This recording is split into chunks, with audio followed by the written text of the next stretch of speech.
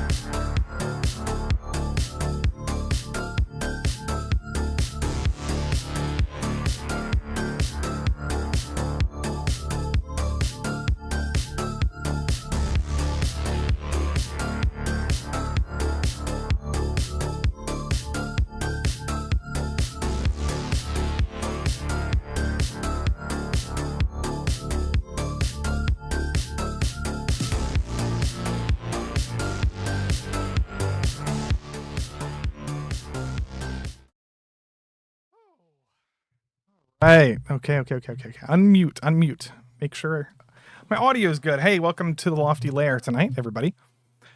We're just doing a horror movie tier list today. And I have a very special, what happened to my chat box? The fuck? I have a very special, it just went away. 166 movies to talk about. I wanted to do 666, but that's insane. But if you look at this this tier list, oh wait, that's my YouTube video. Hold on, let me go to my tier list. Where's my other? What's happening? This is my tier list, and I muted my avatar. Well, off to a solid start today. But we're going to be doing this tier list. Check this out. Holy mother of God. Holy crap. Look at all these movies. So, in the meantime, well, before we get to this, before we get to the tier list, okay, first of all, welcome. Oh, welcome, Zach's Wheels Within Wheels. Before we get, this is the ranking. We're going to be using the ranking is going to be a 6-star system. And I'll tell you why. I kind of have a memory because I've rated all these movies on Letterboxd. And I kind of remember what I rated them and stuff. And usually I go by 5 stars. 1, 2, 3, 4, 5. But I want to be able to separate, because sometimes a movie, like, I'll just give it 5 stars, but it might have some flaws. Even though I love it, it might have some flaws. I want to leave room for an extra spot up here, right here, for like the most perfect movies, period. Everything else, you know, this is going to be like 5 perfect stars, and then like 4.5, 3, 3.5, 2.5, 1.5, and then like half star 0 at the bottom. So we got Hellfire, shocking cinema, spooky movies, weird flicks, boring shit, and then whatever the fuck. There's some bad horror movies, guys. Anyway, that's that. This is way too loud. I'm sorry for the music was too loud. So yeah, that's how that's gonna work. What else do we got? Oh, I wanted to bring this up because it's important. Not that. Speaking of horror movies, let me go down to the... Wait, did I retweet this 3 times? Oops. Speaking of horror movies, I just wanted to... this has to be said. It has to be said. All right. Let's go Agamemnon. Hi, Rookie. Hi, Zax. Hi, Jonathan. Hi, Anon. And Machiavelli. And Summers. Honeybun. Who else is here? Chase. Yeah, guys, stick around. We'll just talk about fun movies. Look at this nonsense. Jordan Peele, horror movie director, signed a letter in support of the Israeli hostages. I don't want to talk about politics today, but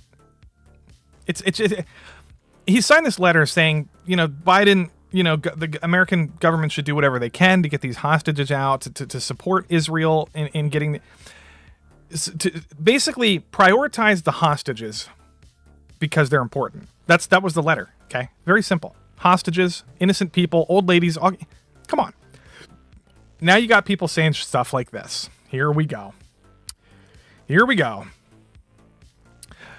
Just clock that Jordan Peele also signed that letter. Why am I never allowed to have nice things?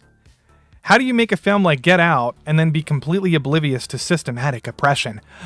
How systematic oppression works. And then he goes, they talk about how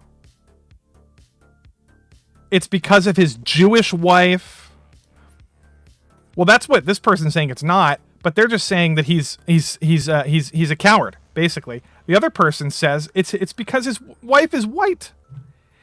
Jordan Peele is married to a white woman, and that's really all you have to know. I'm sorry that you took his art at face value and thought that he was going to actually have a radical politic while simultaneously working in Hollywood. That's rare. He's not the guy. So because he's not radical enough to tell the hostages to go fuck themselves, he's not their guy. Not radical enough. You got to really be anti-hostage, anti-Jew. You have to be anti-Jewish in order to be like to meet this person's standard. Then you got like his morals are in the sunken place, like because he's so immoral that he's trying to get hostages released. That's how immoral is that? And then like, you know, they're saying that he's panders to black people, and then he's switched and like now he's a race traitor. Like this stuff is dumb. Clearly, he's not pandering to black people. That's the stories he wants to tell. It's his culture. You could say he's pandering to black people, but he is black. I mean, that doesn't bother me. And it's just nonsense. I had to point this out because it's the most insane thing. Look at this, 63,000 likes on this tweet. Guys, I'm done with that. I'm done with it. We're not talking about politics anymore. That was it blew my mind today. So anyway, yeah, I won't get political. I just had to bring that up, guys. I had no choice. So anyway, back to the tier list. Now, guys, I might bring in while I'm doing this, I might bring in a different song. I want to know if, no, I had like 450 horror movies on this list. I deleted half of them because I'll never get done. I'll never get finished ever. You know, so maybe next year I'll do the other half. I'll do the other half. Oh, by the way, we're going to do the safe room music instead. We're going to do the safe room music today because it's for the background. I just like it better. Okay. It's just more simple, and I don't want to get this Resident Evil thing at the top. Go behind me. All right. I'm telling you guys, there's so many horror movies I had to delete off this list. Like, for example, I don't have any sequels on this list. I have original, you know, I don't have all the Friday the 13th movies. I don't have all of the Saw movies. I'm not going to do it. I'm going to kind of give a general vibe. Some of these I'll describe in depth. Other ones, my headphones suck. I hope my audio is not like... If my audio is fine, just someone say it's good in the chat, because on my headphones, I need to get new headphones. But the guys, here we go. I'm just gonna do one, and then I want to talk to chat for a second. I'm gonna do my first one right off the bat, and I'm gonna pick it at random. It's gonna be this one, 10 Cloverfield Lane. First one, randomized. Where's it gonna go? Where's it gonna go? Where's it gonna go? Maybe a hot take. I actually really like this movie a lot. It's going in spooky for me because it's not quite. There are some issues with this being like kind of a movie that's set in this sort of, you know, Cloverfield universe that like doesn't belong. It just like exists, you know.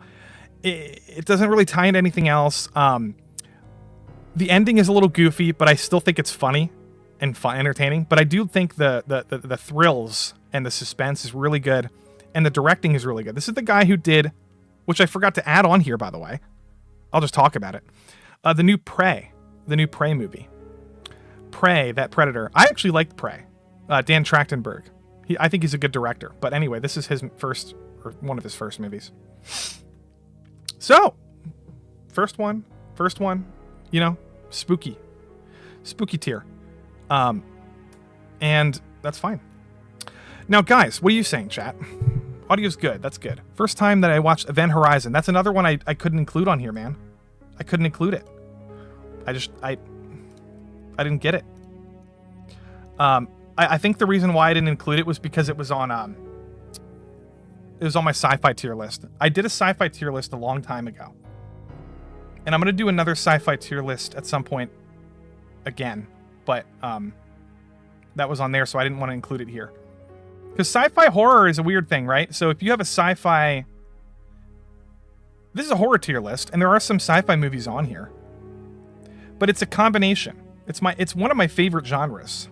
It's like the combination of sci-fi horror. You never watched any Cloverfield movies? Dude, I also don't have the original Cloverfield on here, which is technically a monster movie. I might have it. I love that movie, though. Shit. See, there's some of them... I won't get to all of them. Some of these I'll talk about for a minute or two, and then other ones I'll just kind of give a couple words to describe. And then I'll read chat every once in a while. Did you get Willy's Wonderland? Yes, I did. Speaking of Willy's Wonderland, let's see if we can find it, because it's somewhere on here. Willy's Wonderland. Willy's Wonderland. Here it is. I hate this movie. I hate this movie with a passion. I want to put it into WTF because it's literally the only positive thing is Nicolas Cage is like kind of funny in it, but it's like this is the most gimmicky, low effort Friday night tights, Five Nights at Freddy's clone. It's really bad, guys. The kills are so generic. He just like hits stuff with a pipe and like it's so generic. I don't like it. I think most people don't like it. It does have this weird niche sort of following. I don't like it at all, man. I want to put it into WTF, but I'll keep it there for now. Fuck it. Fuck this movie. Don't like it at all, man. I struggled to get through that movie. It was so corny, and it was nothing of value in the movie. The Descent is a fantastic movie. Now, it's been a while since I've seen it. I want to put it in shocking. But honestly, I cannot quite remember if I thought some of the dialogue was cringe or some of the characters. I'm going to keep it in spooky. It's fantastic, man. I'm going to put it above this Cloverfield. Incredible. I think, honestly, correct me if I'm wrong, chat, but didn't EFAP have the director of this movie on recently to talk about it? I'm pretty sure they did. It's so good. Very creepy. If you haven't seen The Descent, it's underground, horrifying creatures, claustrophobic monster. Gollum. They're like Gollum, but like way more deadly. Dead Ringers is amazing. Holy shit. Now, this is David Cronenberg, and it's Jeremy Irons, I believe, and he plays a clone. He plays two people. He plays as like a clone thing. Holy shit, guys. This movie is insane. Not a lot of people have seen this. I always try to recommend it. It's like if you like Cronenberg, if you like Videodrome or Scanners or The Fly, you need to watch Dead Ringers. It's a very good movie. Very weird, bizarre, but it's really good. Somebody mentioned It Follows in the chat. Neil Marshall. Yeah, honey bun. It Follows is also really good. Somebody mentioned that. Now it's going to go here for me. I do have some issues with It Follows. I wish it was a little scarier. I didn't quite like how it ended. It's fine. It starts off great. It has some good scares. It has good directing. It's just not like, it doesn't do anything. Everything it does really well, but it just like, it's not. I'm gonna keep it there for now. I like it, but maybe I need to watch it again. Resident Evil, the first one. Oh boy. It's really not good, guys. It's not a good movie at all. It has some like iconic, like cheesy moments in the movie, but it's not Resident Evil. It's the closest to Resident Evil they've got, but it sucks. What's chat saying? The ending sucked? Yeah. Yeah, that was a good episode. I did like that episode, Jonathan. VHS, yes it will. Joseph, yes it will. Yeah, it's a little goofy. I really like the creepy old lady in It Follows. The new It, I actually really like a lot. I like it. It has a bunch of flaws. It's part one. It's not as good as it was. Like rewatching it is not quite as fun. Like it's just a pretty solid movie, guys. It's a pretty solid movie. It might be like, by the way, Pennywise, I think why it's up here for me is because of Pennywise. He's so fucking good. Bill Skarsgård, the brother of Alexander Skarsgård, the guy, and the son. That whole family is insane. So the father plays Vladimir Harkonnen in Dune. The brother, he's a bunch of stuff. He's in Thor. He's Stellan Skarsgård. The brother, Alexander, is Tarzan. He's the Northman. He's in Infinity Pool, which is down here somewhere. He's just fantastic. He's fantastic. But Bill Skarsgård is the younger brother. He started off in a show called Hemlock Grove. Speaking of horror, by the way. Actually, let me do this. Let me do this, chat. Wait, no, not there. Let me do this. I'm going to pull this up. This show here is really good. It's kind of like a teen horror drama, but I'm telling you, he's right here. He's a vampire and he's terrifying. He's terrifying. It's a Netflix show that got canceled. One of the best werewolf transformations I've ever seen is in this show. One of the best. One of the best ever. And it does really cool things. It plays on Frankenstein. It has a cool doctor. It's a decent show. It's underrated in my opinion. But let's get back to the thing. That's Hemlock Grove. I want everybody to walk away with some recommendations. I just do. Pin is fantastic. Somebody mentioned Pin. Pin is so cool. It's like, I want to put it up here. Very fun to watch. It's not like the best movie ever, but it's just a really funky, bizarre horror movie.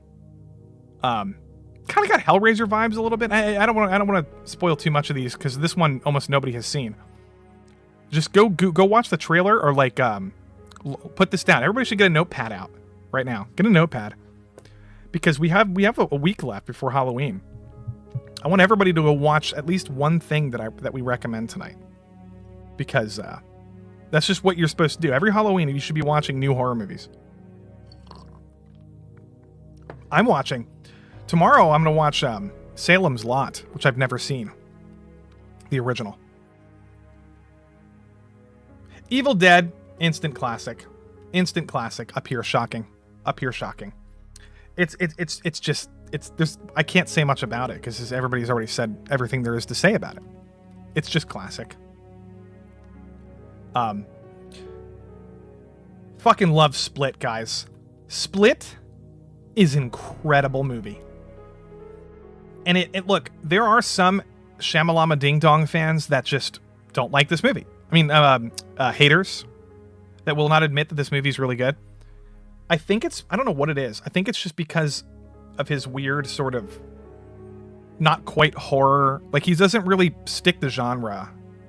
He sort of blends like drama, horror, comedy sometimes. And I just think Split is an incredible movie. He's amazing. What's this guy's name again? Oh my God. I want to say like a million different names. It's not Ewan McGregor. But no, he's amazing in it. The director of The Descent, Jonathan, for the 50 SEK donation. Thank you for that. The director of The Descent mentioned he decided to never switch to a perspective outside the caves once the characters went down. That's why the movie works, man, because it's so claustrophobic. It doesn't leave. It doesn't let you breathe at all. At all. At all, dude. That's so good. That's a good point. But I think Split is amazing. I think Anna Taylor-Joy is amazing. I think this is right after The Witch. She did the Split. Acting is incredible. James McAvoy is incredible. I honestly think he's amazing in this movie. As the little kid when he's like, I'm gonna play a game with you. I can't remember any line that he says, but it's been a while since I've seen it. But he has some funny lines. And he plays a really good trans person in this movie, this woman, this sort of I think it's a straight up woman personality, but anyway, really good movie. Dawn of the Dead is a classic, absolute classic. Shocking.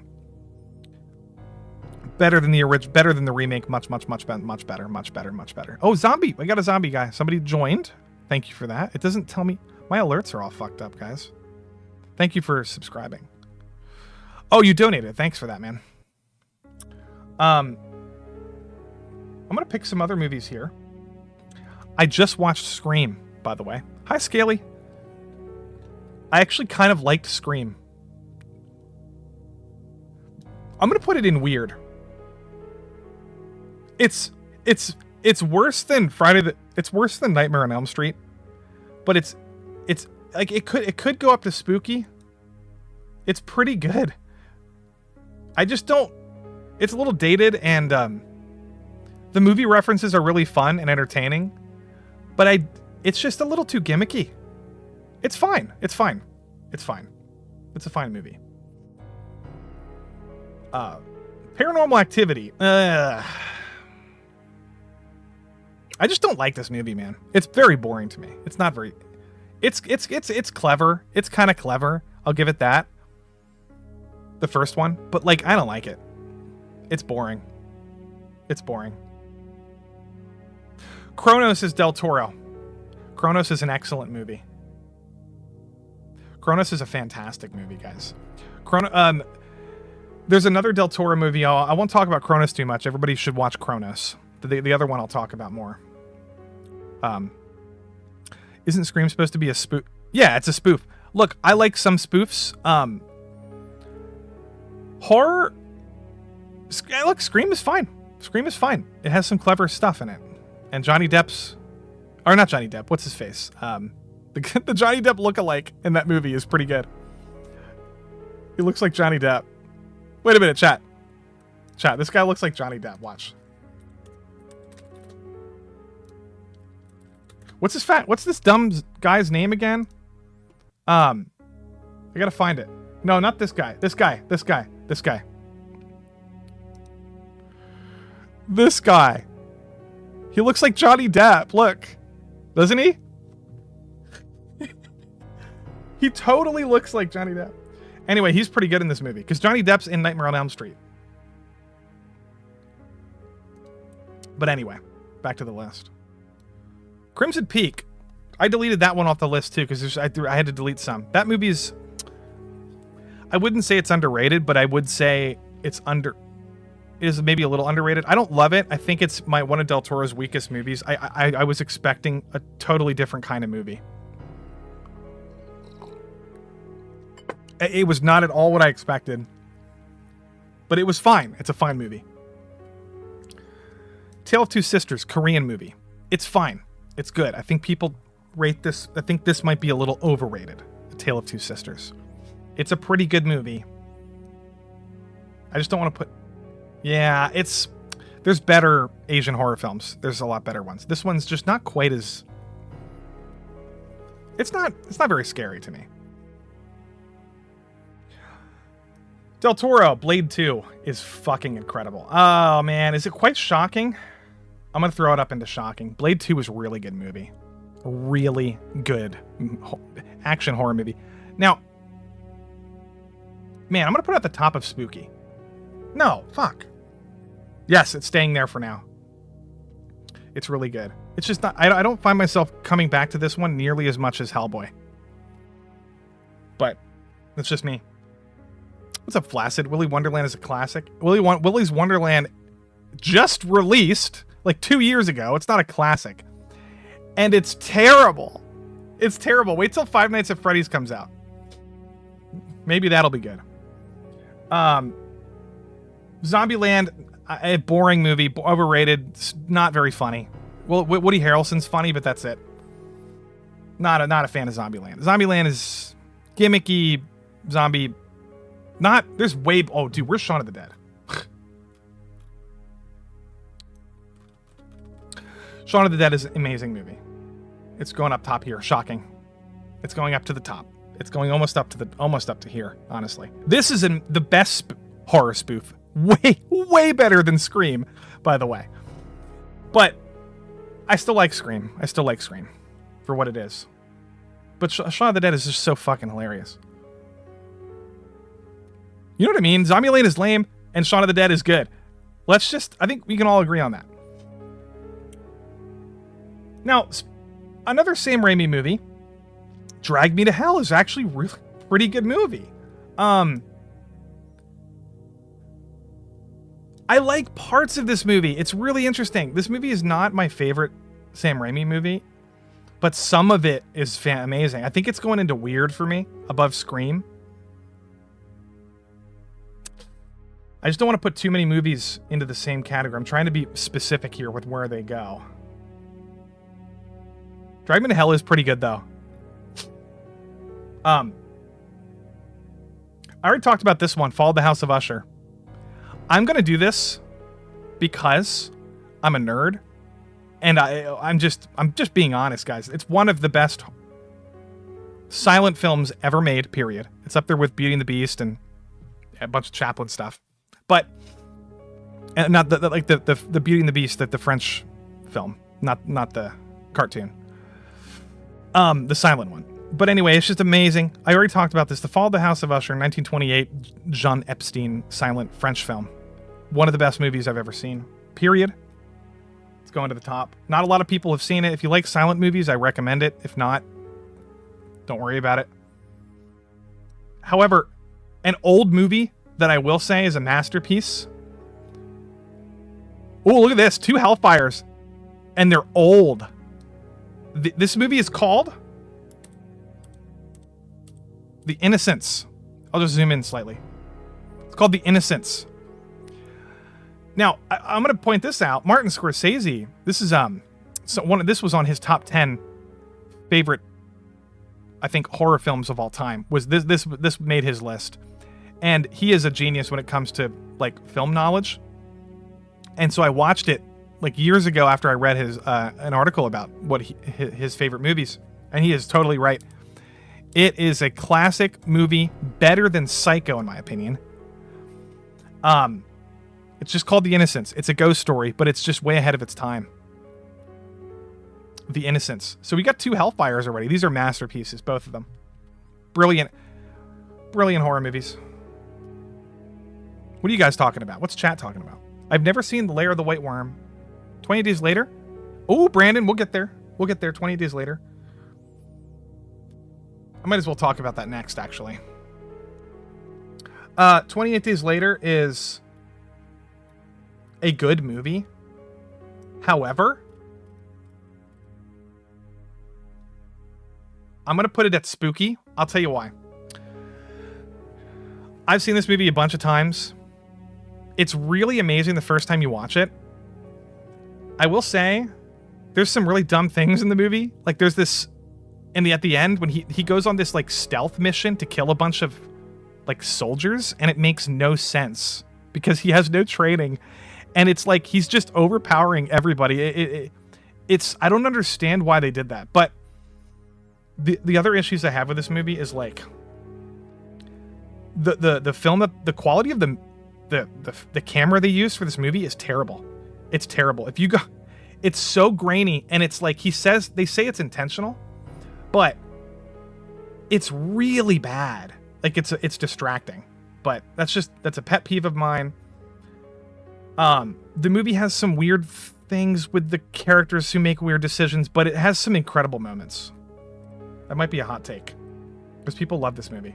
I actually like 28 Weeks slightly better. I think 28 Weeks... No, I'm gonna put behind. No. They're both really good. 28 Days Later has the best zombie scene maybe ever with the priest. You guys know what I'm talking about? The priest. Dude, that fucking priest is like walking up the, like convulsing, and like it's so creepy. But it introduced fast zombies, and now everything's fast zombies, and that's another thing I don't like about it. But it's fine. Good movie. Good movie. Better zombie movie. Better zombie movie. The Living Dead at Manchester Morgue. I'm going to put it right behind Dawn of the Dead. This is called The Living Dead at Manchester Morgue. Or there's another title for it. I cannot remember. But it's a Spanish film. It's a Spanish zombie film, and it's fucking incredible. It might be Italian. I can't remember if it's Italian or Spanish. But guys, if you like zombie movies, you might not have seen this one, because nobody ever talks about it. It's so good. It's so good. Living Dead at Manchester Morgue. Write some of these down. Guys, write it down. Get your notepads. Write it on your dick if you have to. If you don't have any notepads.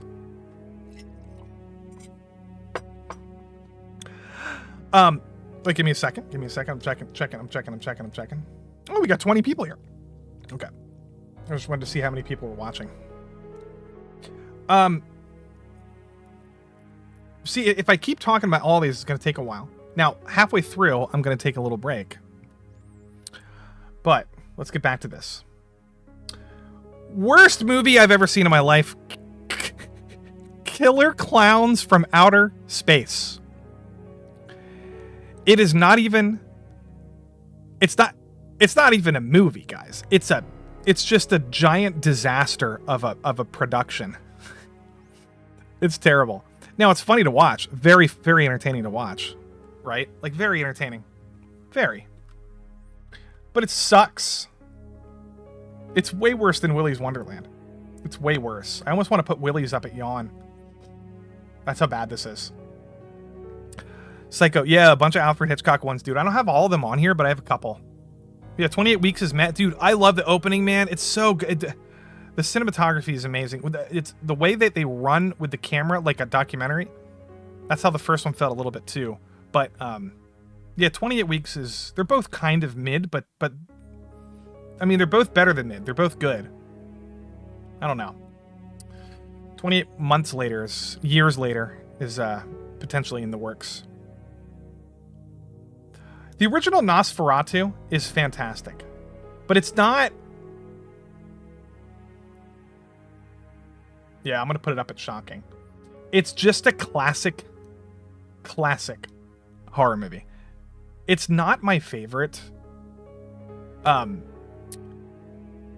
I don't even know what my favorite depiction of Dracula is, but it's not my favorite vampire movie. It's a good... The book... Yeah, it's just a little... It's really fucking good, man.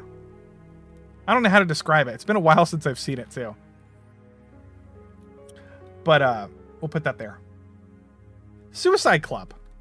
Is this a horror... Guys, would you say this is a horror movie? Suicide Club is really good, guys. It's really good. It's kind of nonsense. It's kind of nonsensical. But it's so good. I'm going to put it up at spooky. It's real. Actually, 20 days later is going up here into shocking. It's going to be at the end of my shocking. It's better than all of these. The Descent is going way up here. Suicide Club is cool, man. It's like a Japanese battle royale movie. Disgusting, violent death. You know, Kill Bill is heavily influenced by it. I would say it's a horror movie. I just watched The Hills Have Eyes. The 2006 version. And it just has, like, no value. It's like... The scares are like... I don't really like this movie, guys. It's kind of gross. It's like... The characters get fucked. Obviously, they all get fucked up.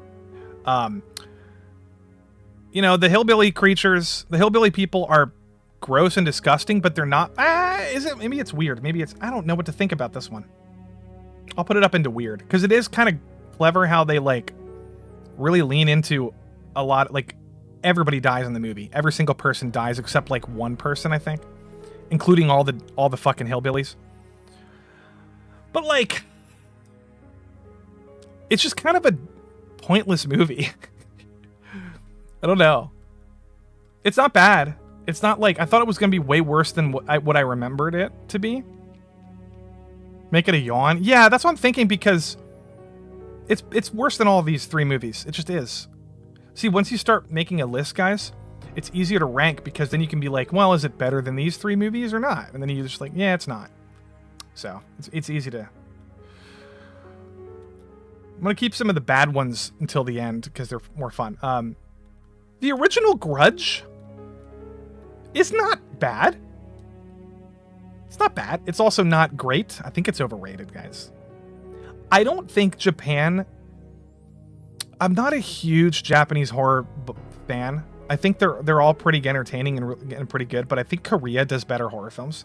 Japan has this very tropey, you know, fucked up thing that they do all the time, but this is like not one of their best. The Ring is a better movie.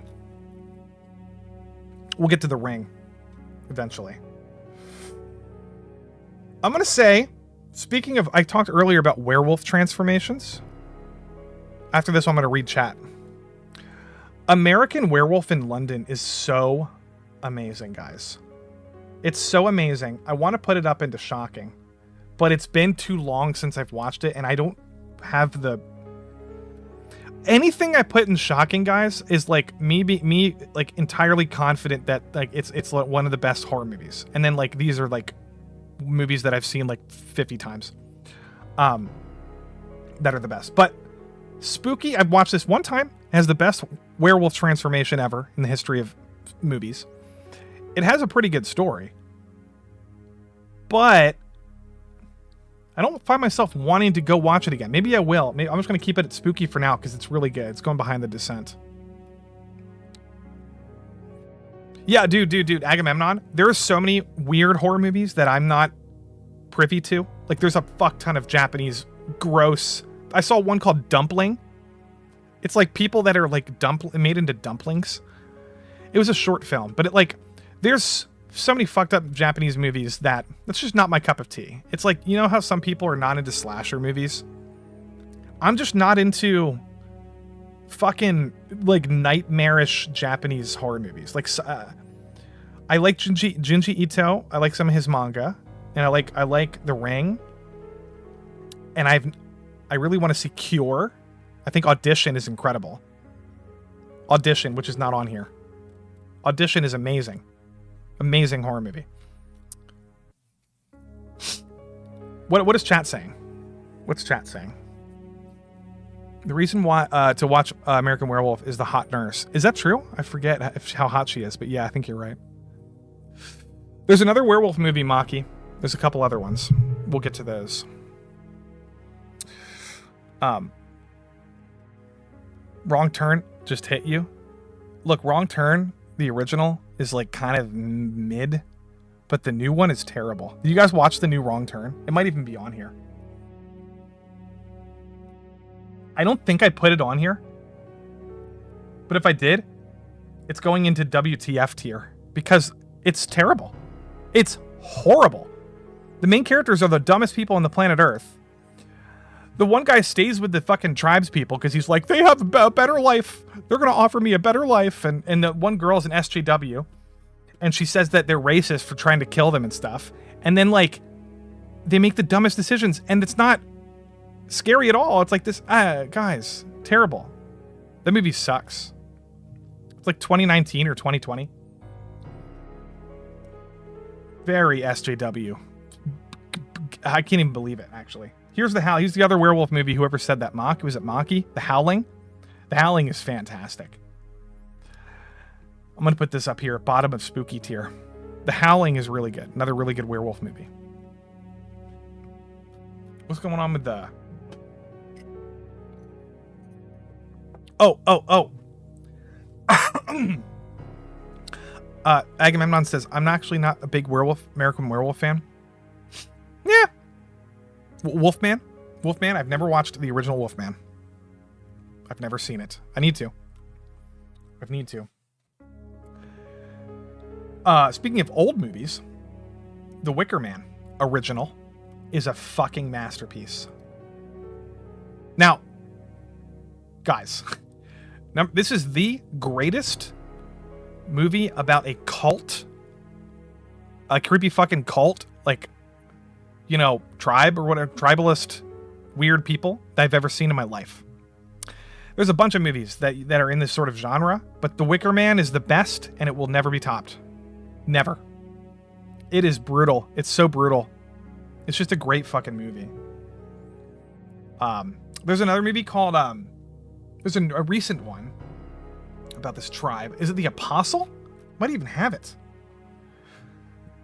I don't think I have it on here. But there's this movie called The Apostle with the guy from Legion on FX, a TV show. He's really good. David Haller? No. Anyway, pretty good movie about like a creepy cult. Pretty good. The Apostle. Dude, if you have, guys, so many people have not seen the original Wicker Man, and you're depriving yourselves of like, just imagine being this guy in the movie. You would shit your pants. You would shit your fucking pants. But it's like, it's not, the whole movie's not scary. It's like, it's very suspenseful and really well directed also. Yeah, Apostles on Netflix. Midnight Mass is amazing, guys. Amazing. I'm only doing movies, though. Midnight Mass is fantastic. The Mist, I'm throwing it into weird tier. I think the ending is just, it's just kind of like a fuck you to the audience. And some people like it. Some people, I think it's gimmicky and cheap. I think it's a cheap ending. It's very like, ha ha ha, we tricked you. It's like, okay, now I'm depressed. But like, I don't know. It's like, it's not a very sophisticated twist. It's just straight up brutal shock value. And this movie had a lot more going to it, a lot more going on than that. I don't know. This movie was like pretty decent. Has some stupid characters. You notice how like what's your biggest bias, guys? What's your biggest horror movie pet peeve? I will say, most horror movies, a lot of them have really shitty, dumb characters. That's a big problem. That's why the best horror movies don't have that problem. Unless it's a spoof or something, right? Like Shaun of the Dead. But they just don't. You know? But some of these bad ones just have stupid people, man. Like this liberal guy in this Hills Have Eyes remake. He's like, I don't shoot guns because I'm a Democrat. And I'm like, oh, God, he's going to die. But surprisingly, he doesn't die very... I think he survives the whole movie, man. But like, I don't like dumb characters. I also cannot stand bullying. Whenever there's a bully in a movie, number one, obviously the bully's always going to die. It's always predictable. Always, 100% of the time. Megan was the worst. Clearly, they introduced this character, and he bullies her for no reason, and he like literally tortures her. And there's no explanation as to why he's doing it. They just needed a bully for Megan to kill. That's it. There's no story purpose to that scene whatsoever. It's unrealistic. The kid is literally like a psychopath. Insane. Not realistic. I mean, Megan's kind of, I guess, if it's Megan's supposed to be a spoof, then fine. But I just didn't think Megan was very funny. I thought it was way too deadpan, like dumb. But Megan's on here, by the way. I don't like this movie at all, guys. I've already talked about this. This movie is so underwhelming. They cut out all the scares. They killed the old lady off screen. There's no violence in the movie whatsoever. It's so predictable. The mother in the movie, the person who invented Megan, doesn't even get in trouble. They were responsible for so many dead people. And nope, at the end of the movie, she's just like in an ambulance. By the way, that's another pet peeve. I hate when horror movies end where people are huddled in an ambulance hugging, and then there's like this overarching tracking shot up into the distance, and then the movie ends. It's the most cliche ending. It happens in so many horror movies. And it's like every time I see an ambulance at the end of a horror movie, I roll my eyes. I'm just like, not again. Not again, guys. And then this one had that. And then number one, she should be in jail. Number two, she was a horrible aunt or whatever, not mother, but like role model. And then God, this movie had the dumbest characters, man. The scientists were all stupid. They were just like, cutting red tape or whatever the phrase is, like for no reason at all, just to rush out this product. Like, and it wasn't goofy enough to be funny. Nope, don't like it. I will fuck this movie. It's not quite here because some of the some of the kills, no, none of it was good. It's just, it's not like as bad as Clowns, clearly, from outer space. But like, I hate it. Carrie is so much better than Megan. So is Ex Machina, which I don't have on here, but I do have Carrie. Oh guys, I'm a little angry. I get a little like mean when it comes to like Megan, because it made so much money and people were pretending it's like the best movie they've seen, horror movie they've ever watched. I'm just like, whoa, what are you guys talking about? I can't find Carrie, but it's on here. It's really good. I put it on the bottom list. Yeah, Killer Clowns. It's on the bottom. It sucks, Saris. Misery is an amazing movie, guys. Misery is so fucking good. James Caan, Kathy Bates. It's like so, I want to put, it's literally, I almost want to put it up here into Hellfire, but it's not quite as like, it just doesn't hit me as hard as some other movies that I'm going to rank above it. But it's just a really, really incredibly solid horror movie. And there's disgusting scenes in it, like absolutely nasty scenes in this movie. I'm going to put chat here. Can you even see this stupid chat? Is it too? There. So, it just keeps disappearing. Fuck this. I don't even know what to do with chat anymore.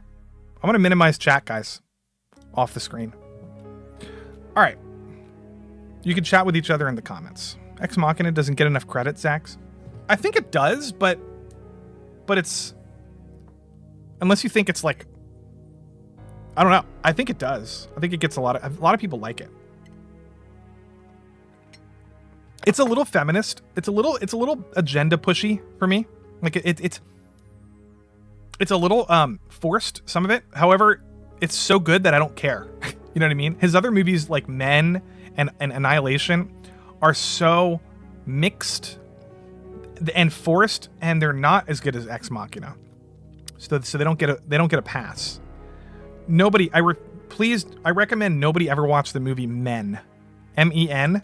Just came out like last year. It is the most weird. The first half is okay, but it is dumb. It's dumb. Black Swan, guys. I almost didn't put this on here because it's like, is this a horror movie? But yeah. Black Swan is an incredible movie, guys. I really like Black Swan. It's going up here with me for the descent up into high spooky tier. Fuck, actually it's going up here, man. Black Swan is really good. I saw Black Swan at the Philly Film Festival or whatever, and Darren Aronofsky was there, and I had a little chat with the guy. I love it. I love it. Misery is a horror. I'm reading chat. Is this list online? Can I see the chat? Fine, but I'm on PC. Look, this list will be, I'll save it and I'll put it online if you want. I am going to download the whole list after I'm done. And you can make your own list maybe. I can try to make one. I mean, I'll just download the list after the stream. Halloween is incredible. It's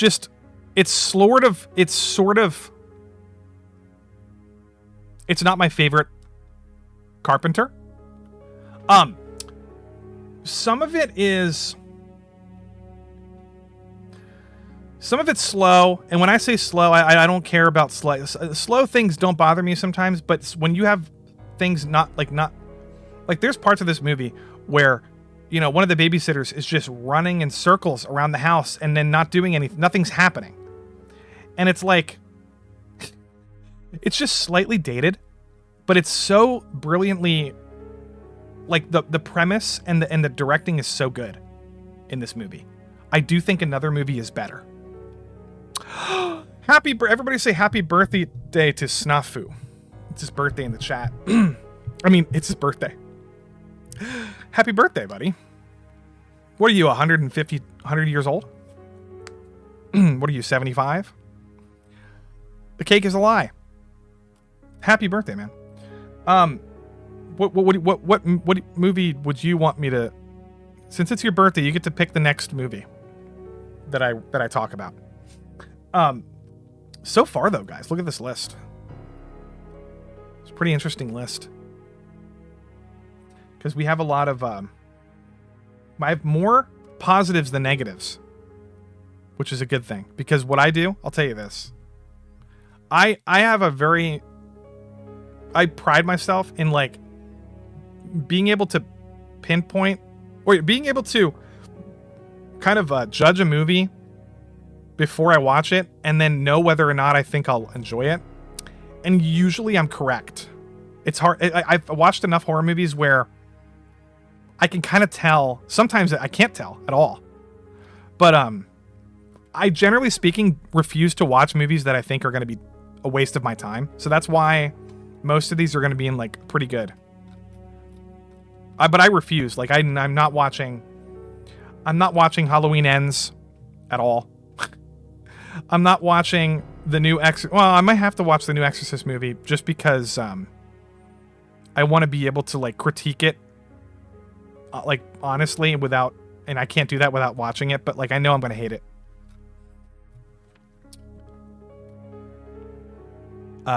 Mother. Thal. Mother made you hate every Aronofsky movie? Dude, I actually think Mother is a good movie, and then it's so misunderstood by like almost everybody. Mother is, he wrote that movie in 2 days. It's literally a nightmarish, it's a fever dream. It's a poem.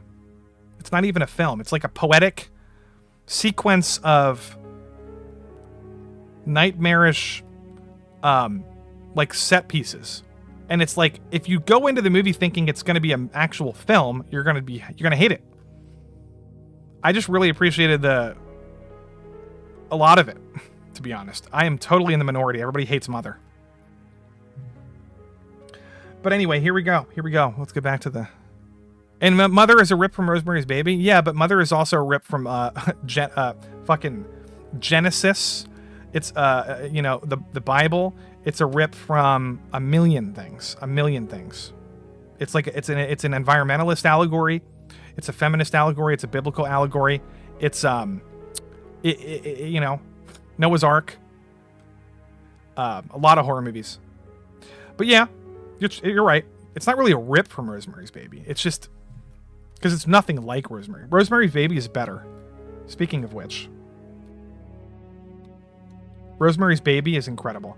I'm going to put it at the top. I'm going to put it up here, right behind Shaun of the Dead. I just watched it again recently. It has an amazing ending. The whole movie is really, really, really, really, really, really good. It's creepy. It ushered in, Hereditary wouldn't exist without Rosemary's Baby. A bunch of movies wouldn't exist without Rosemary's Baby. It's just, I think it's a little,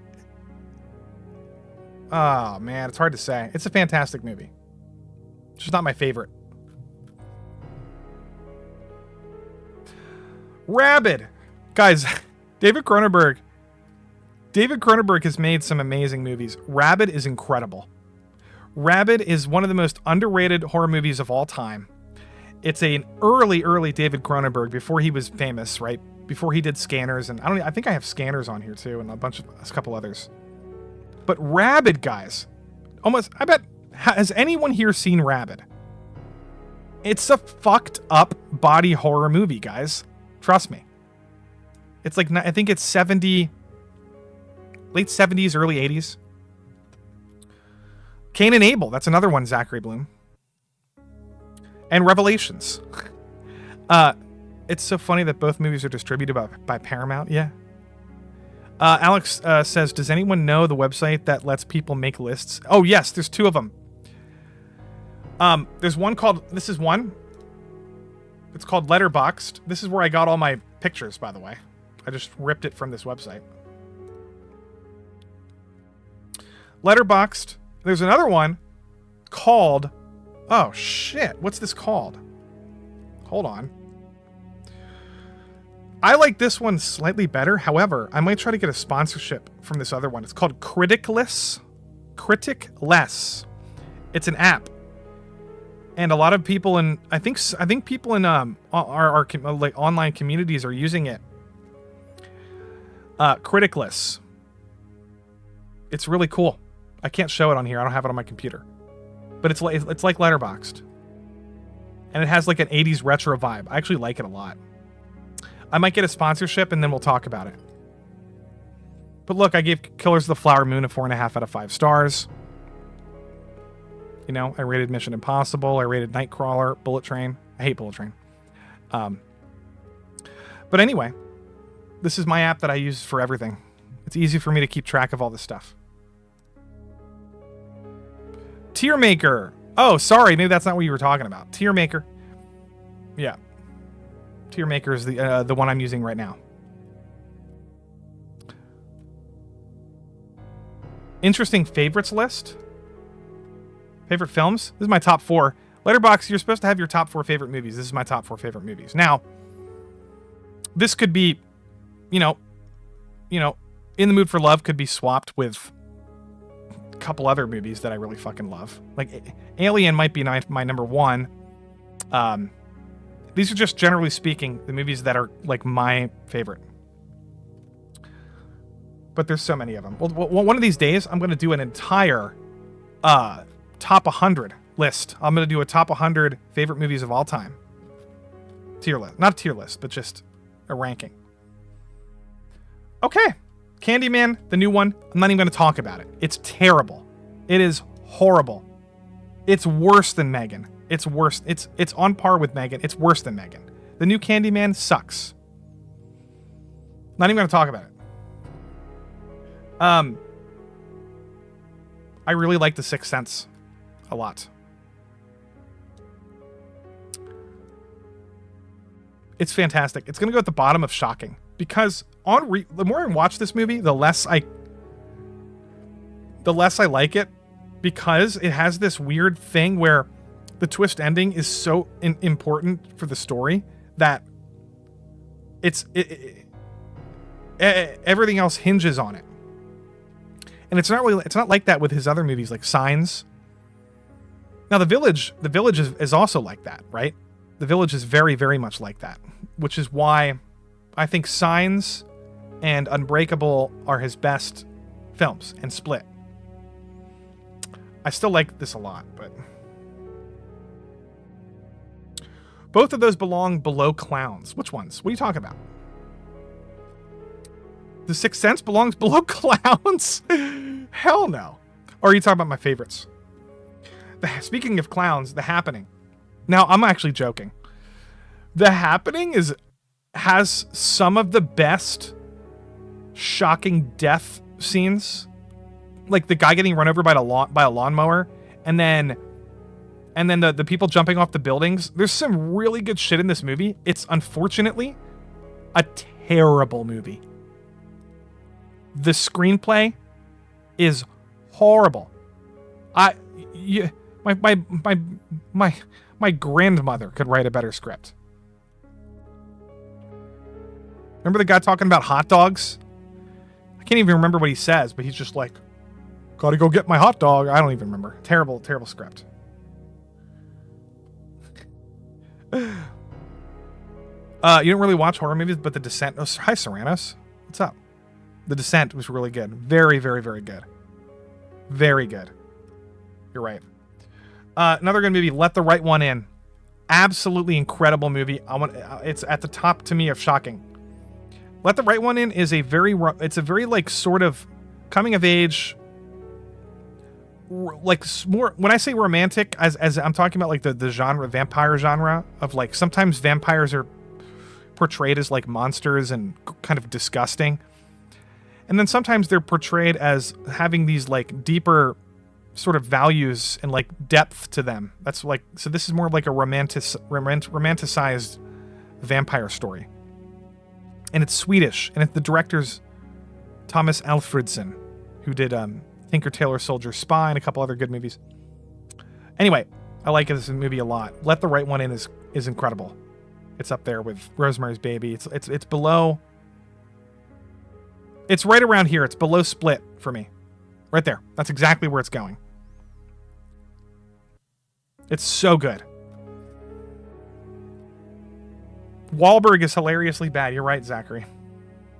Megan and Candyman are worse than Clowns. I don't know if they're that bad, Silver. Clowns is literally it was like it's like Ed Wood. It's like The Room.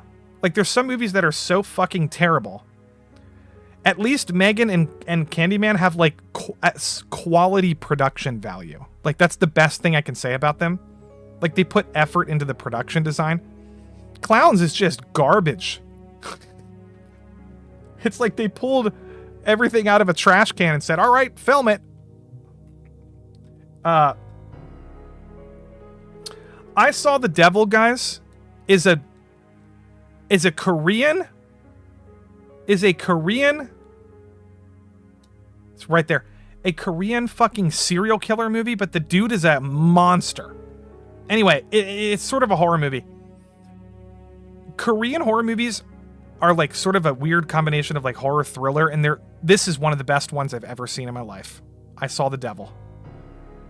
A lot of people will tell you this who are into Korean movies. Very popular movie among, that kind of crowd. I'm going to go through a couple quick ones. The Babadook is slightly overrated. I do like it a lot, but I think it's slightly overrated, and I'm going to put it down here. It's just, it does that sort of gimmicky, like, it's not really about the monster, it's more about, like, the guilt or whatever, like, the same thing that It Follows kind of does. I think it's a really, really well done, well-made movie, but it's not my favorite. It's not my favorite, and it's probably below The Descent and Rabid. And this one. These two. Actually, it's right there. It's pretty good, though. I'll just say this quickly. Kill List is going, like, right in the middle for me. I don't know why it's like that. I don't even like that it's fucking my... Fuck this. I'm not even going to talk about it. Kill List is a movie people don't know about. It's another, like, weird cult movie, but it's so morbid and fucked up. So if you like morbid, fucked up movies, you might like Kill List, but it's like, there's like no, it's kind of too much a little bit. It's a little too much for me. I'll just, keep it down here so you guys can remember it exists, but I'm not gonna, it's weird format. What Lies Beneath, guys? Holy shit. I actually really like this movie. It's kind of boring a little bit. I'm going to put it in spooky. I'm going to put it in the middle of spooky. It's a Harrison Ford and Michelle Pfeiffer ghost story. It's sort of boring and cliche. However, the acting is incredible. And the whole story is really, really interesting. I think Robert Zemeckis directed this movie. I could be wrong, but isn't this the guy who did like Polar Express and like Back to the Future and Forrest Gump? I could be mixing all those up, but I think it's Robert Zemeckis. What are you saying, chat? Yeah, dude, entertaining. Look, bad movies can be entertaining, but they're still bad, right? We're just doing a tier list. This could be more entertaining than, like, these movies here. I said the category is yawn. Because I think they're kind of boring. Now, this is just like a numbered category, but I just think Clowns being entertaining doesn't make it a 5 brilliant movie. It's still bad. Somebody said Hitchcock. I'm gonna do a little bit of a controversial take here. The Birds, to me, is so good, but it's like not as good as some of his other films. The first half of this movie is just kind of okay. It's kind of okay. Also, I think I'm not quite as horrified about birds attacking a town as I would be if they really... And the movie does a good job. It doesn't doesn't really freak me out for some reason. It's eerie, it's creepy. And it's a well-directed movie, and it's good Hitchcock. I just think other Hitchcocks are much better. Not by much, but Michelle Pfeiffer is hot. You heard a rumor that I'm an unfuckable beta male IRL, hence the anime face cam. That's a lot of labels. Hold on, an unfuckable beta male. Oh, I know who told you that. And the person who told you that is coping. But his name starts with a C and ends with a T. And it's not the 4-letter word, if you know what I'm saying. Although he is kind of a can I say that word on YouTube? But anyway, Camelot is a bitch. I'll say that. He's a bitch. Okay. Don't listen to anything he says. What did I say about... Oh, The Ring. We talked about this earlier. I actually kind of like this. This is Gore Verbinski, right? The guy who directed Pirates of the Caribbean. I kind of like The Ring. The American version, which is weird. I kind of like the American version better than the original. It's actually not a bad movie. It's got some really, really cool visuals. Very cool visuals. It's just not... It's just a little, 7 days. Like, it's just... It's not my thing. It's not my thing. It's not my favorite thing. I'm going to do this. I'm going to do 5 more, and then we're going to take a little break, and then we're going to come back. Because I have some of the best movies that... And I have a bunch more that I'm saving that are sort of underrated that people haven't seen. So stick around, because some of these you need to watch. I'm going to do 5 more. I'm not going to talk about Hostel because I think it's a waste of everybody's time to watch. It's not a good movie. It's shock value Eli Roth bullshit. I will say, somebody mentioned VHS earlier. This is a collection of short horror movies. It's pretty good.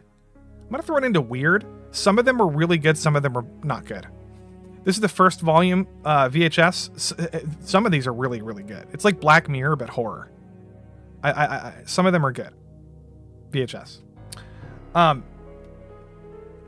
Silent Hill is maybe the best, for a long time, was like the best video game adaptation ever made, but I still don't like it very much. It's like bottom of weird for me. It has some good aesthetics, but it's just not a great... It's not a great movie. It's a very 2000s movie. Very 2000s. John Carpenter's The Fog. Incredible movie. I love it. It's going right here behind... No, it's going right here, guys. John Carpenter's The Fog is better than Halloween. It just is. Here's Halloween, okay, and here's The Fog. This movie you will be so impressed. Trust me. If you like Halloween and you've never seen The Fog, trust me, watch it, because number one, it's the same. Jamie Lee Curtis is in it. Number two, it has better kills. This movie has better kills than Halloween, which is weird because Halloween is known for it's a guy with a fucking knife. I'm telling you right now, this movie is so cool. It's such a cool concept. It takes place on a Cape Town and everything with a fucking... Oh, it's so beautiful. Beautiful horror movie. Good music. The Fog. Underrated horror movie. The New Wicker Man is horrible. Terrible movie. This is one of the worst movies ever made, but it's so funny. It's so funny. This is what I mean. Some of the worst movies ever made are entertaining, guys. That's just how it is. If a movie is so bad that you're laughing at how bad it is, that's because it's terrible. but it's funny how bad it is. Because you can laugh at something. I laugh at like William Hung, right? American Idol. He tried out and he was like, I think I can sing. And then he fucking couldn't sing at all. It's funny. It's funny when people fail. It's so funny.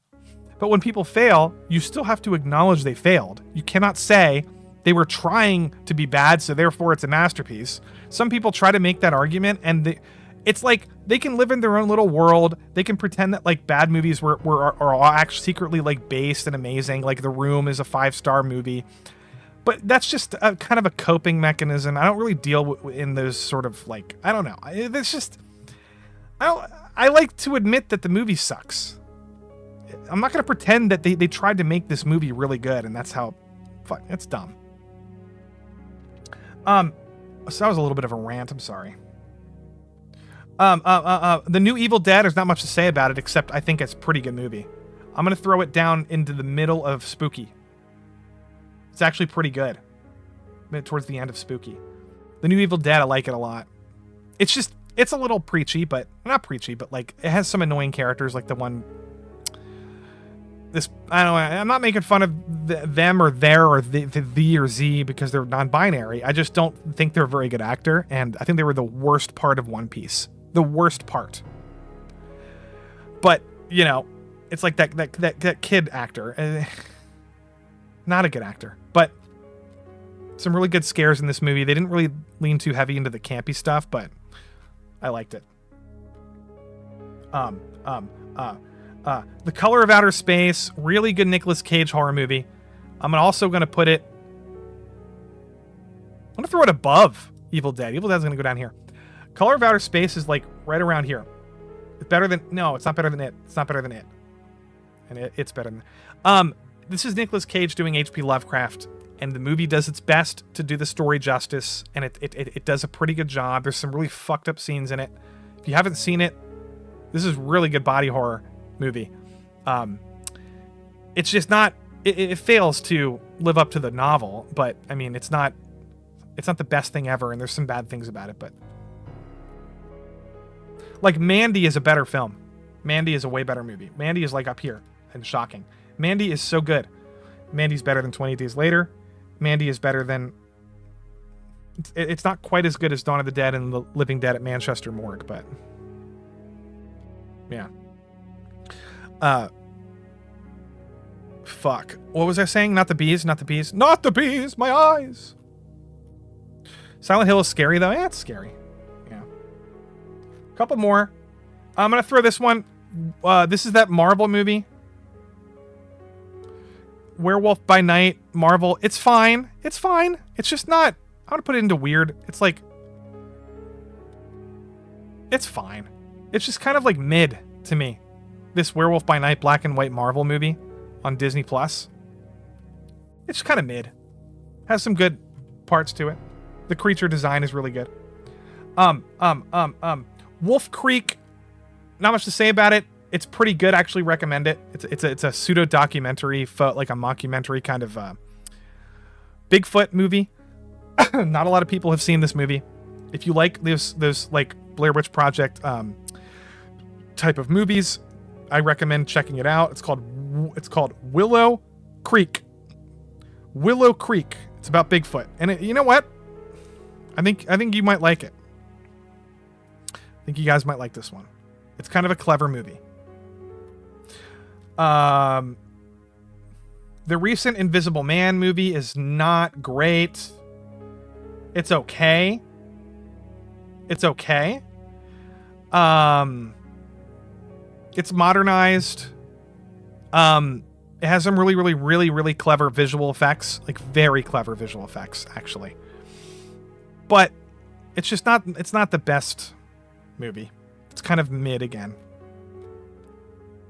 Couple more, and then I'm gonna go get I have to get, guys. I have to get a beer because my throat needs some lube, so I can talk. And I want to get a little bit drunk so I can like be more fun talking about shit. The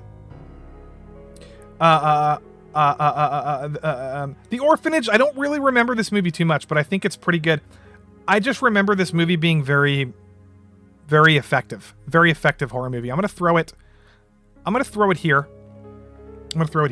Very effective kind of ghost story horror movie, The Orphanage. It might actually not quite be as good as The Howling, so I'm gonna put it down there.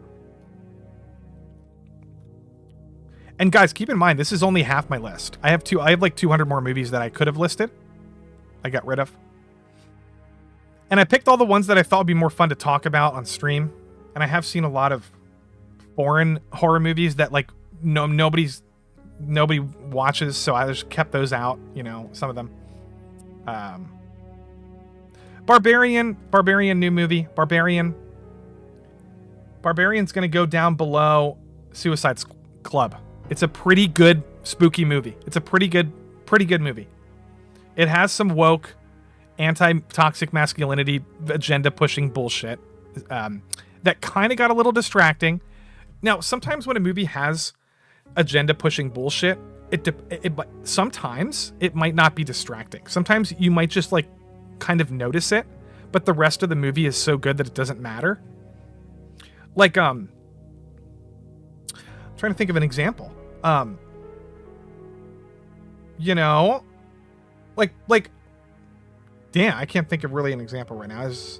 But you know what I mean? You understand what I mean. Sometimes like I think Jordan Peele does a good job of this. His movies can be somewhat agenda pushing, but he's so talented and the movies are so clever. Now you might not like all his movies, but Get Out is a good example of that. Where it's like, yeah, it's about white people being racist. However, he does it in a clever way, right? They're white liberals. They're not white conservatives. They're white liberals, white Democrats. So he kind of he finds a way to make the movie sort of appeal to not feel like you're being alienated because you're a fucking Republican, right? He finds a way to make a lot of people like that movie. That's why a lot of people do like that movie. Because, you know, conservative people, leaning people can make fun of the woke Democrats in the movie who are pretending to like, I voted for Barack Obama twice. Ha ha ha. I'm not racist. And then, you know, it's like the whole Democrat KKK thing. Like, you know, I like Jordan Peele. He makes fun of everybody. He doesn't just, you know what I mean? He even makes fun of black people. Watch Key and Peele. He will make fun of black people. It's funny. He makes fun of Mexicans. He makes fun of Arabs. It's hilarious. He just makes fun of people, guys. He gets too much hate. Too much hate. Let's pick a couple more here. Sorry, I went on. Speaking of Jordan Peele, I'll do that later. I don't feel like going on another rant. There's not much to say about The Quiet Place, but I like it. I don't love it. I think it's a very M. Night Shyamalan wannabe sort of, but it's a very quality movie, A Quiet Place. But it just doesn't do anything amazing. It doesn't do anything really amazing. It's a great concept. Actually, you know what? It's better than Barbarian,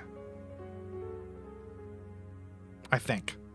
I really like this movie a lot. It has good family values. It's just not it's not like a masterpiece or anything. You know what I mean by Shyamalan though? Like this movie has a very M. Night Shyamalan kind of vibe to it. But it's John Krasinski. So, one more. Original Night of the Living Dead is very good. Again, I think more recent zombie movies are better. I think this was a good start. I don't think it's here. I'm actually gonna put it way up here. It's better than 28 Weeks Later. It's better than What Lies Beneath and The Babadook and Barbarian.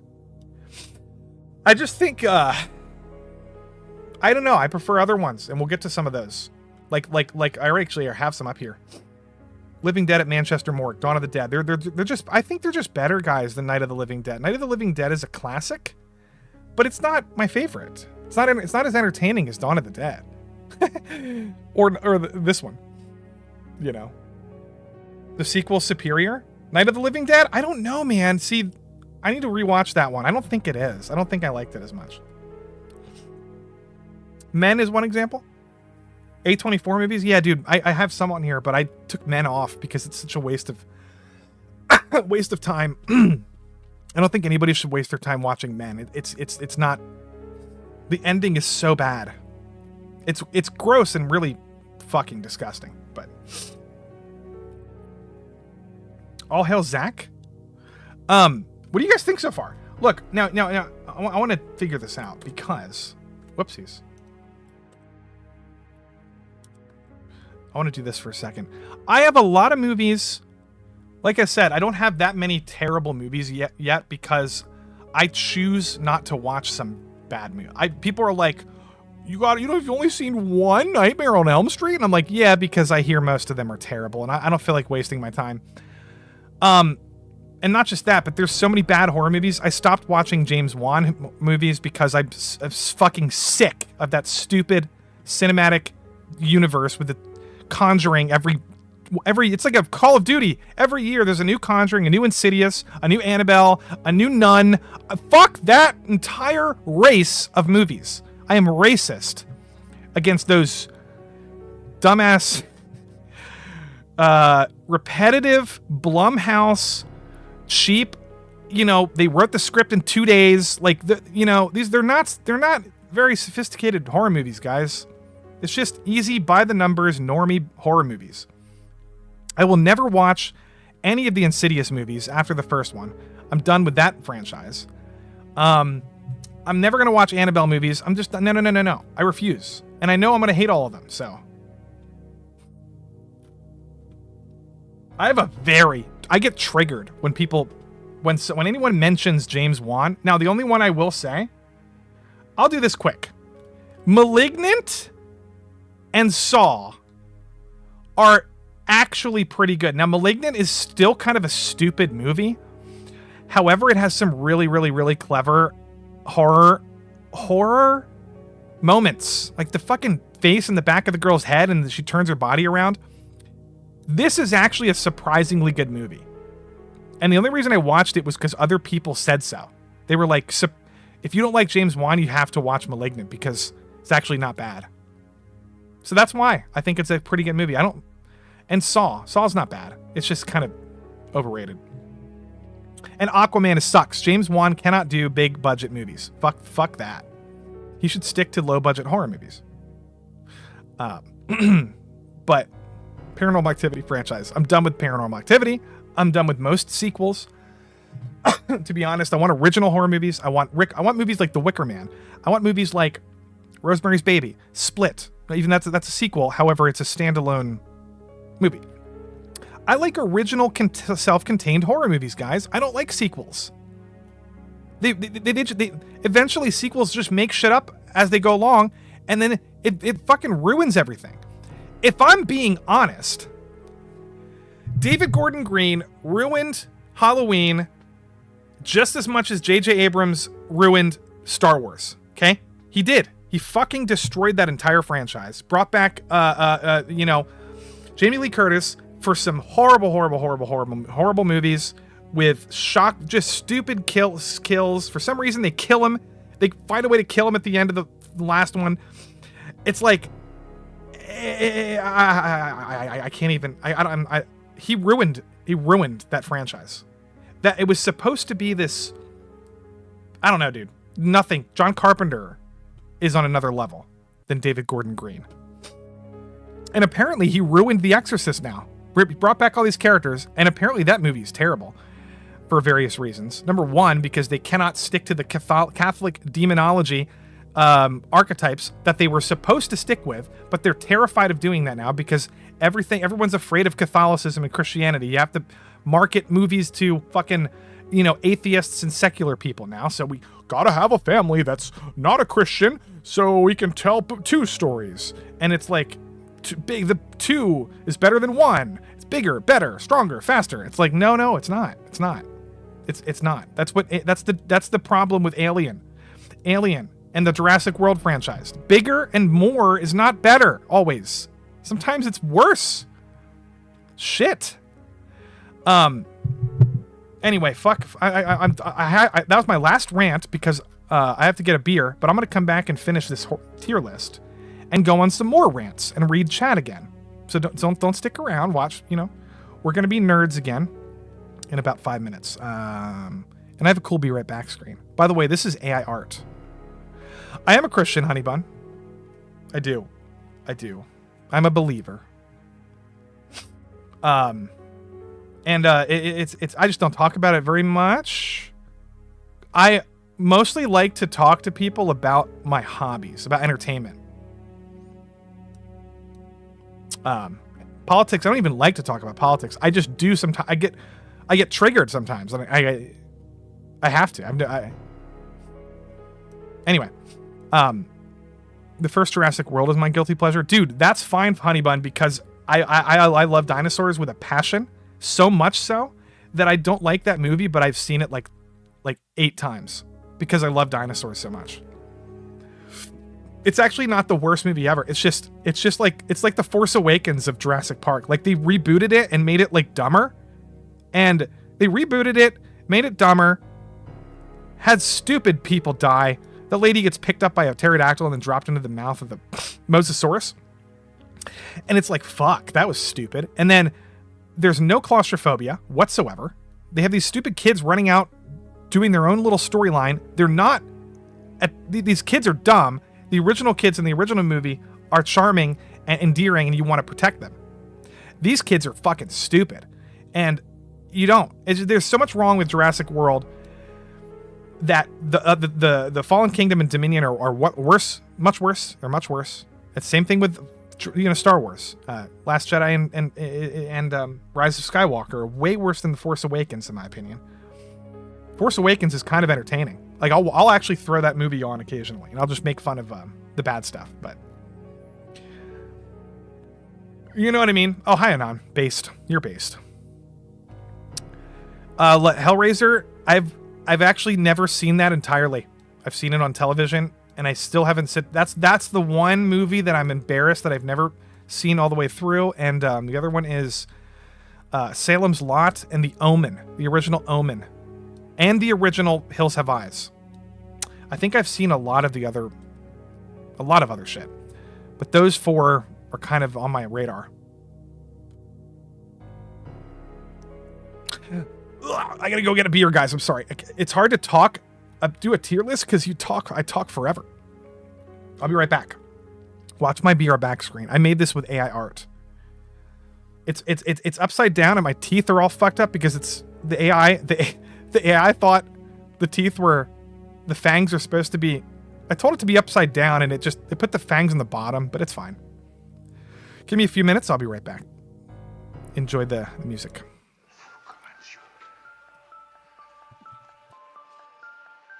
The majestic Christ commands you. God the Father commands you.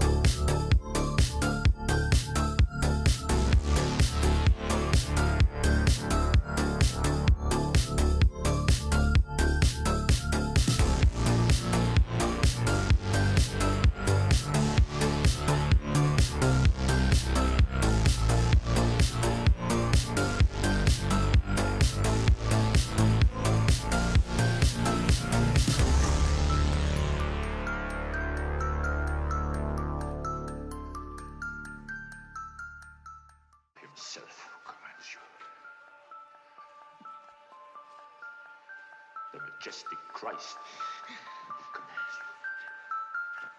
God the Father commands you.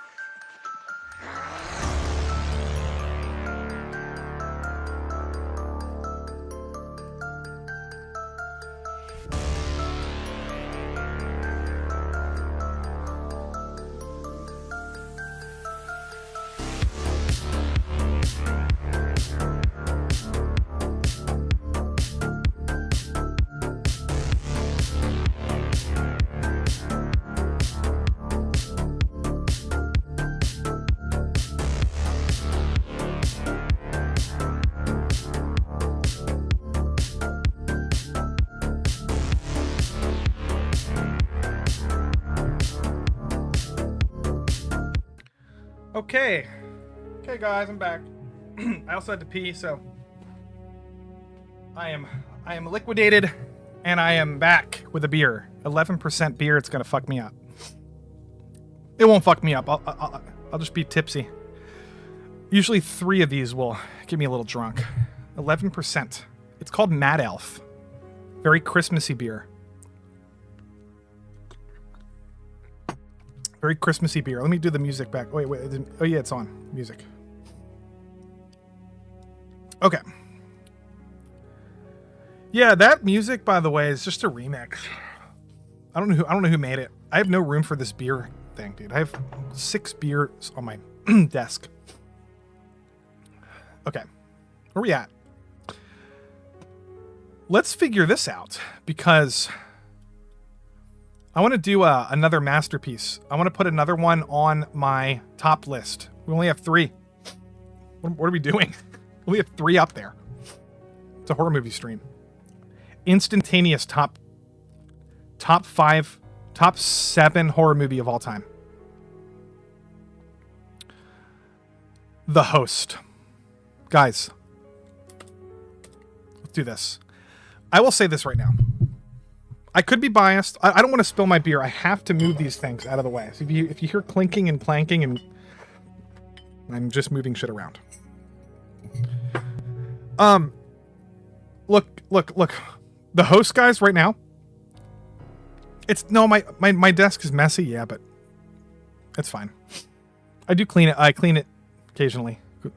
Anyway, listen. The Host, guys, trust me.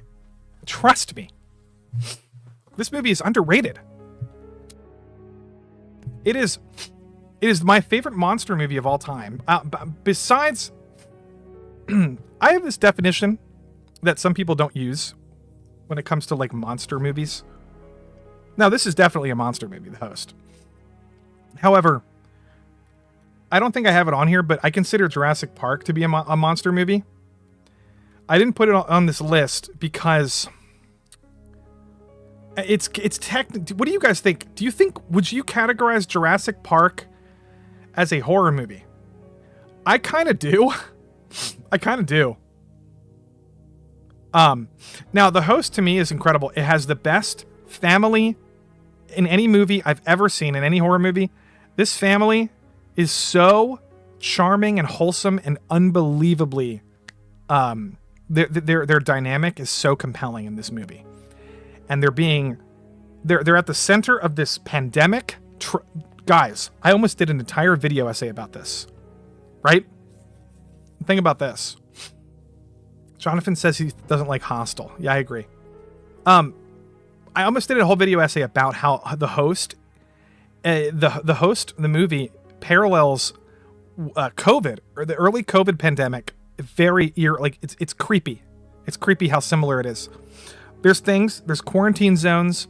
There are people that, I don't want to get into conspiracy theories or anything, but there are people in this movie that you find out that are not infected by this weird thing that they're supposed to be infected by, and there's this government cover up, and there's these quarantine scientists that are like pretending to be.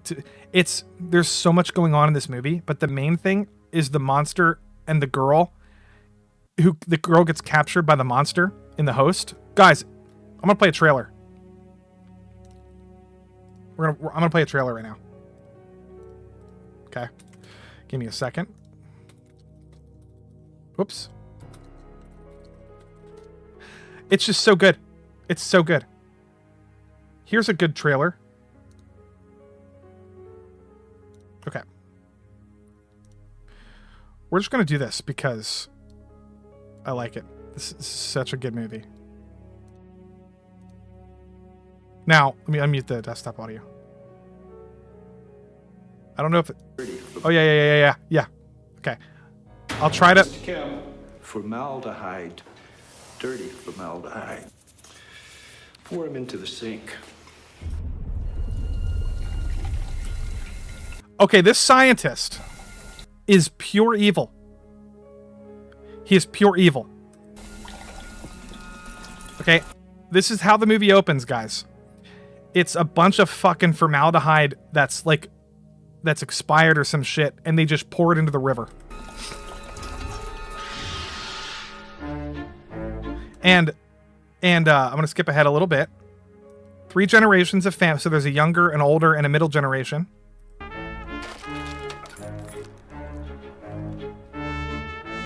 And this girl, every character's so interesting. This girl is an Olympic archer. She's part of the family. She has a special ability that comes in handy, right? Archery. And it comes in very handy. And it's very clever how it's introduced. Now, this is the director from Parasite. He also directed, Memories of Murder and Barking Dogs. A bunch of other movies. He's doing a new movie called Mickey with Robert Pattinson. Anyway.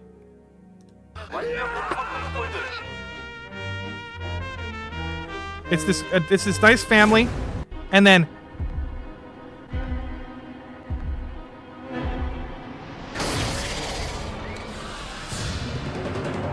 there's this I've never seen a monster attack more incredibly. This is the best monster attack I've ever seen in the history of movies.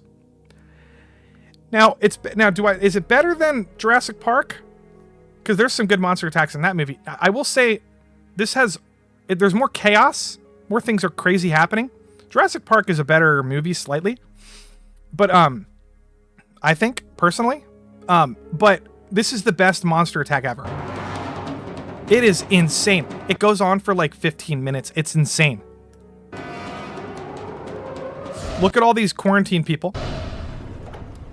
Okay.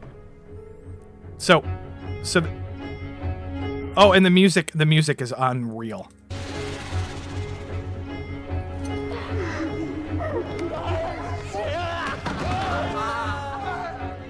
And it's also somewhat of a comedy.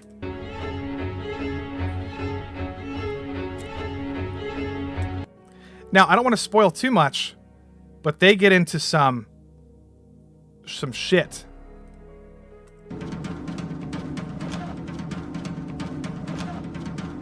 On par with Jaws.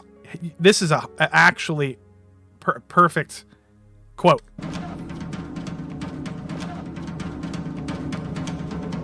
It's funny. It's scary. It's wholesome. It's incredibly well made. I think Bong Joon-ho is the Steven Spielberg or Del Toro of South Korea. I think he's that talented. So, that's the host. That's the host. I just wanted to play a trailer because some people don't even know what it is. Yeah, dude. It's just... If you watch any of these movies tonight, watch this one or tomorrow or whatever before Halloween. Please watch The Host. Let's get back into it. I'm going to take a big swig of my beer. Okay. The Exorcist is a masterpiece. Now, whoops. Oh, shit.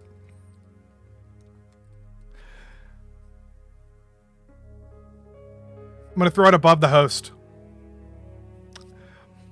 There's nothing I can say about this. It's just purely one of the best horror movies ever made. In every way. In every way. It's terrifying. All the creepy head-turning stuff was way ahead of its time. Now it's copycatted like crazy in every fucking Exorcist movie. But this is the best I've ever seen it. It's aged better than any movie from that period of time, I think. It's just so tight and beautiful. I'm not even going to talk about it anymore. From Dusk Till Dawn. Kind of like this movie. I kind of like From Dusk Till Dawn. Salma Hayek's in it. She's got her, you know, it's her big booba. Salma Hayek booba. Quentin Tarantino, George Clooney, you know, Robert Rodriguez directing. It's entertaining. It's kind of goofy and it's not the best horror movie ever. It's really entertaining. It's a very fun movie. I agree. That's why it's in my like upper tier category, or one of them. I don't like Dracula at all. I mean, I like parts of it. This is the one with Keanu Reeves and Gary Oldman. I think it just tries too hard to be like the book, and it does not do a very good job of it. It's way too literal, and it takes things. Parts of the book are supposed to be sort of like, it's supposed to be a novel, and like if you gotta make some changes sometimes. And they like when he's describing, when Keanu Reeves is describing like the weird shit that he sees in the mansion, it's so dumb. He says stuff like, he's like, he's writing in his little journal or whatever. He's like, I see these weird things happening throughout the mansion, and I don't know what to make of it. And it's like the stuff he's seeing are like Dracula climbing on the ceiling outside of a window, and like things that are impossible. And he's just sort of casual about it. He's like, kind of, I don't know what to think of this. Not a good actor. Anyway. I don't know if that's... I mean, a better vampire movie is Interview with a Vampire. Very good movie. It's up there for me with better than Halloween. It's better than 28 Days. It's blasphemy to put it above Nosferatu, but I'm going to. It's better than Mandy. Shit. Such a good movie, guys. Interview with a Vampire. Brad Pitt is so good in this movie. He said that this movie was really hard for him to make in a recent interview. It was like difficult to. Tom Cruise is amazing, fucking amazing in this movie. This novel is really good, by the way. I'm reading it now. I'm in the middle of reading this book. Dracula Untold, never watched it. I feel like Dracula movies are always bad, and I that one rubbed me the wrong way in the trailer.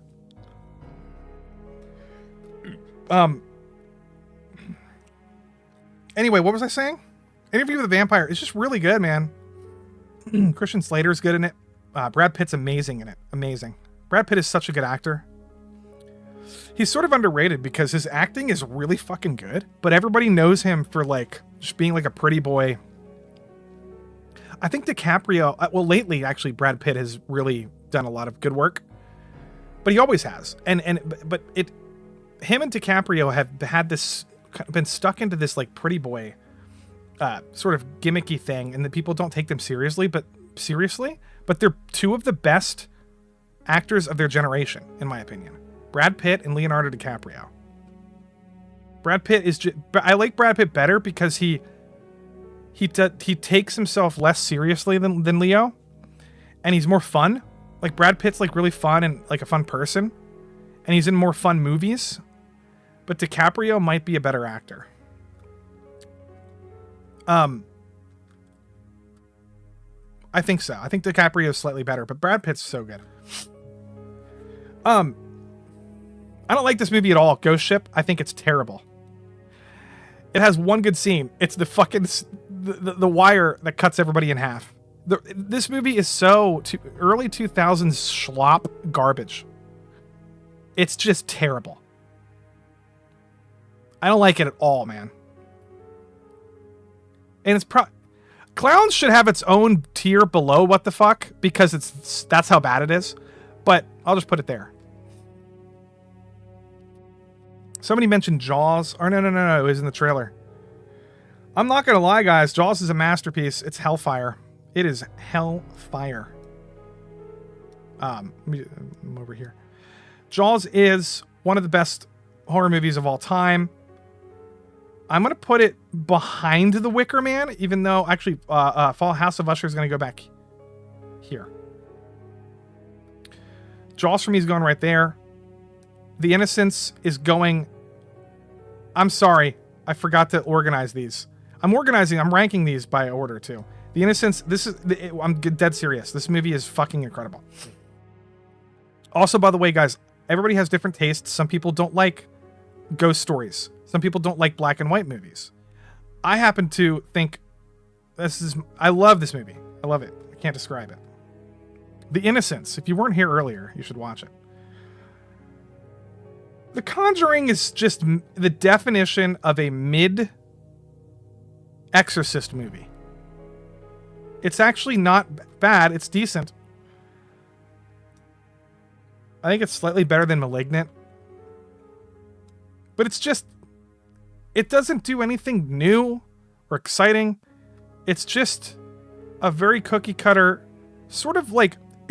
I would say this is the best normie horror movie.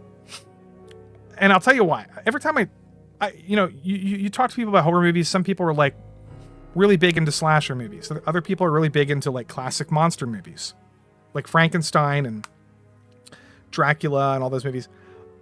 And then there's like kind of normie people, right? Who they say they like horror movies, and then when you ask them their favorite horror movies, they say Paranormal Activity, Saw, and The Conjuring. And then Insidious. And then you're like, oh, and then like kind of secretly in your head, you're thinking, well, you're not really like a horror movie buff. If those are your top 4 favorite horror movies, like I kind of know where you're coming from. You like horror movies, but it's like, there's more to the horror than The Conjuring, guys. The Exorcist, I feel like a lot of people that like The Conjuring have never even seen The Exorcist. And I'm just like, oh my God. I'm kind of being a snob here, but it's like, I'm very protective of the horror genre. And I think it's embarrassing because Hollywood puts out so many bad horror movies. And a lot of the times they appeal to normies and they think that, oh, we're just going to appeal to the lowest common denominator. And it's insulting because I want more movies like The Lighthouse, or I want more brilliant movies like The Wicker Man or Jaws or, The Exorcist. And a lot of the times it's just like, modern day clones of all these movies. And they're just not, there's no creativity. There's not a lot of like originality there. But it's one of the better normie horror movies.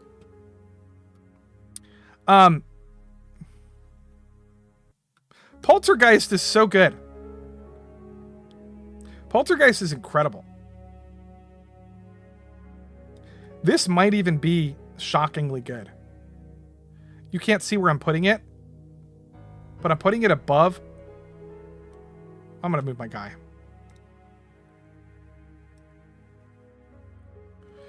I'm putting it... Oh boy, hold on. Hold on, guys. Yeah, it's going right there behind Halloween. Because it's just, if you haven't seen it, it's like... It's the guy who directed Salem's Lot. It's Toby Hooper, who directed another movie that I'll just pull up in a second. But like, holy shit. It's so clever. It's so creative with the visual effects and the prosthetic, and it's so creative.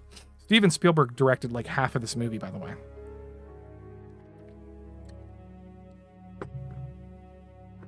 Wait, what am I doing on purpose, Scaly? Lofty, look at me in the mouth of madness. Okay, I'll do it. I'm sorry. I didn't even know you were talking about that.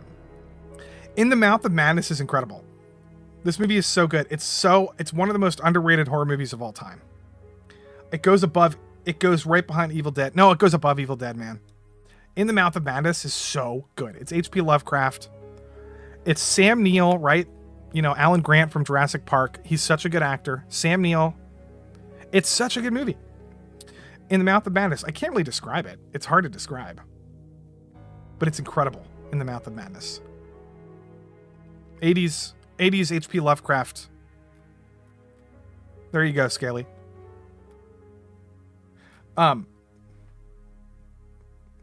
Another one that I don't quite remember very much, but I remember kind of liking it, but thinking it's overrated, is Don't Look Now.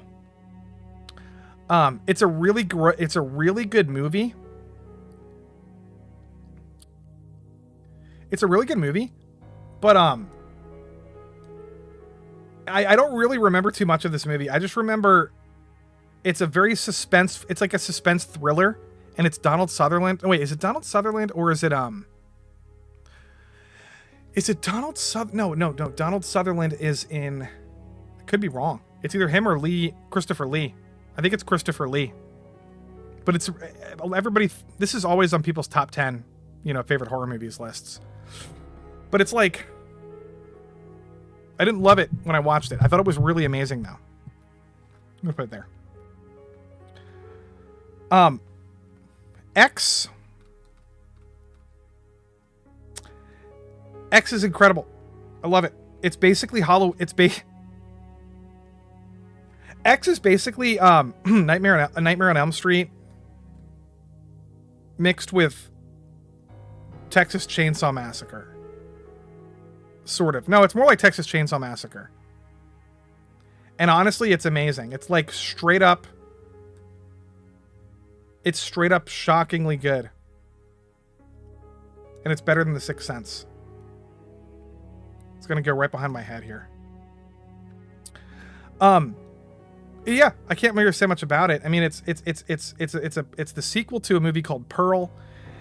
There's a trilogy. There's the third one's coming out next year. If you haven't seen X, they're filming a porno in the movie, and then everybody gets fucking. It's basically Texas Chainsaw Massacre, and it's very 70s. They do this 70s thing. They even play Blue Oyster Cult in the movie.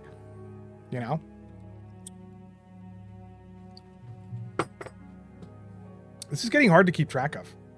Let me just shrink this down a little bit. Chat, what do you think? Sam Neill at the top of his game. That's right. That's right, Thal. Oh, shit. Oh boy. I just hurt my back. I hurt my back. I would count both Blade and Resident Evil as action movies rather than horror. Yeah, but like, Resident Evil's a horror game. The movie is more of an action movie, but it's still categorized as a horror movie because of its content. River, wait, River. No. I was actually going to mention this at the beginning of the stream but then I forgot that because sometimes you're not here. But don't look now, he says with the $50 donation. Have you ever seen Turbo Kid? River Miles. This guy just donated $50 to tell me to watch Turbo Kid again. Miles, okay, I'm gonna tell you, this month has been insane, and it's hard for me to do anything. So what I'm gonna do is watch Turbo Kid. Probably as soon, because tomorrow I have a stream. Tomorrow I have a Killers of the Flower Moon stream. And then probably the first week in November. Please don't donate any more money. I feel horrible every time. But it's just hard for me to put this thing in because I'm distracted with stuff. But look at this guy. Champion. River Miles. River, I hope you're not mad at me. I'm literally, you don't have to donate anymore unless you just like the streams or something. But like, I feel bad. But like, I will watch it. It's literally it's the next thing I'm going to watch that's not horror related because this month is just busy. Anyway, sorry. Back to this. I always get nervous that River Miles might show up and give me money. I don't know why that makes me nervous. Everybody else is like, woohoo! Holy hell. It's like River Miles is my Michael Myers. He's coming around corners going, have you seen Turbo Kid yet? Have you seen, with a $50 donation is like a knife wound in my neck. I get all sweaty because I feel bad about it. Anyway, I love you, buddy. I love you, Miles. It's just tough. Anyway, yeah, thank you, buddy, for sticking around. Oh, your schedule's, yeah, it's tough. Anyway, I'm gonna give a hot take. I haven't given a hot take. Wait, guys, have I given a hot take? Everybody congratulate River Miles, by the way. He's the champion of the stream. He always is. Give him a little head pat. I'm gonna give a hot take. I'm gonna say something that I'm gonna try to find one that is an actual hot take. Fuck, let me see. It's hard. Oh, okay, this is a hot take. I hate this movie. I hate Black Phone almost this much. But it's actually gonna go. It's gonna go right above Candyman for me. It is the most boring horror movie I've seen in the last, I don't know, 10 years. And it's not scary at all. Megan is more entertaining than Black Phone. It has the most weak horror villain. There's nothing threatening about this guy.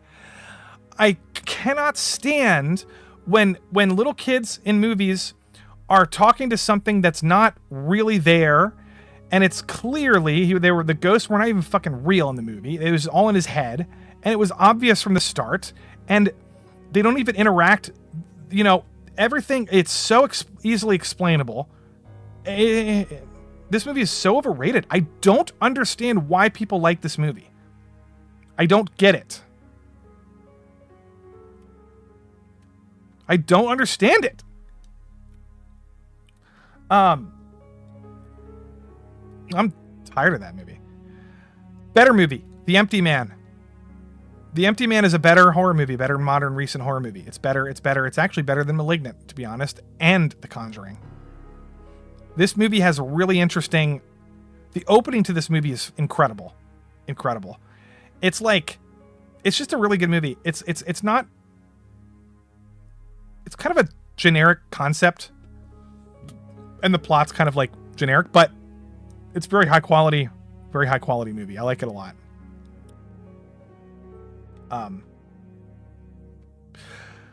Black Phone was pretty lame. Yeah, what the fuck? What's wrong with people, guys? Jonah, I don't understand.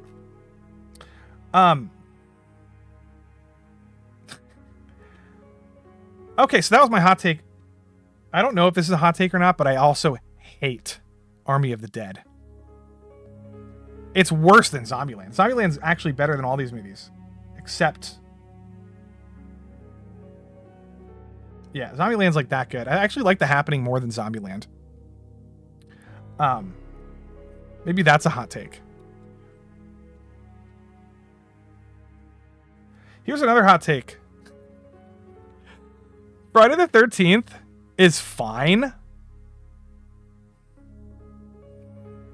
It's like spooky. I don't like it very much. The first Friday the 13th, guys, just think about it, okay? It is the most overrated horror movie ever. The first movie, they even make fun of it in Scream. He's like, what's your favorite horror movie? And she's like, oh no, he's asking her questions. He's like, name the killer in Friday the 13th. And she's like, Jason. He's like, wrong. Everybody gets that wrong. It's the mother. The mother is the killer. Jason doesn't show up until part 2. She's like, you're wrong. And it's like, yeah.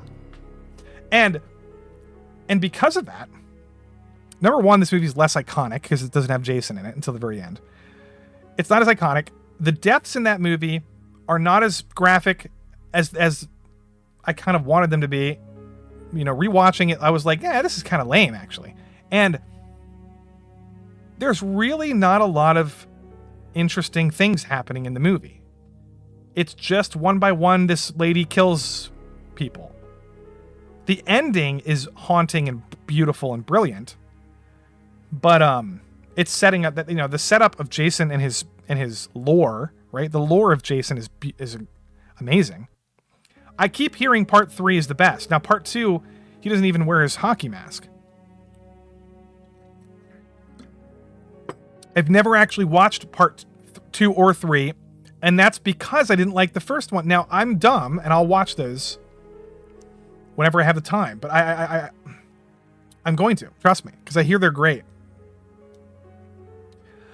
So I'm just going to put that there. I'm going to put that out there. Overrated horror movie. We're going to get to some recommendations, guys, because I know some of you haven't seen some of these. Somebody mentioned Wreck. Speaking of recommendations, Wreck is an amazing horror movie. It's like up there to me with Mandy. It's a found footage Mexican zombie movie, and I don't know how they made this movie, guys. I do not know how they made this movie. It's so good that they remade it and called it Quarantine. Hollywood did. Quarantine is not nearly as good as Wreck. Wreck is just a superior, aesthetically superior movie. Quarantine is very it's like safe. It's like the safer adaptation of Wreck, like for like mainstream or whatever. Wreck has a better aesthetic. Oh, River Miles for the $10 donation. The Wailing on your list. Let's find out. Here's The Wailing. Where's it gonna go? Where's it gonna go? Where's it gonna go? Bada bing, bada boom, bada bam. It is. I've said this many times. The Wailing is in my top 5 favorite horror movies of all time. It might be number 6 because I just watched one recently. But guys, this is the most creative horror movie. It is okay. It's a South Korean folklore demon zombie fucking cult movie. But it involves a Japanese guy. It's satanic, sort of. There's like this Satanist demon element to it. Sort of like The Exorcist. Not really. But this movie is wild. You will never see a movie like this in your life. It's so insane. It's underrated. People don't realize what this movie even is.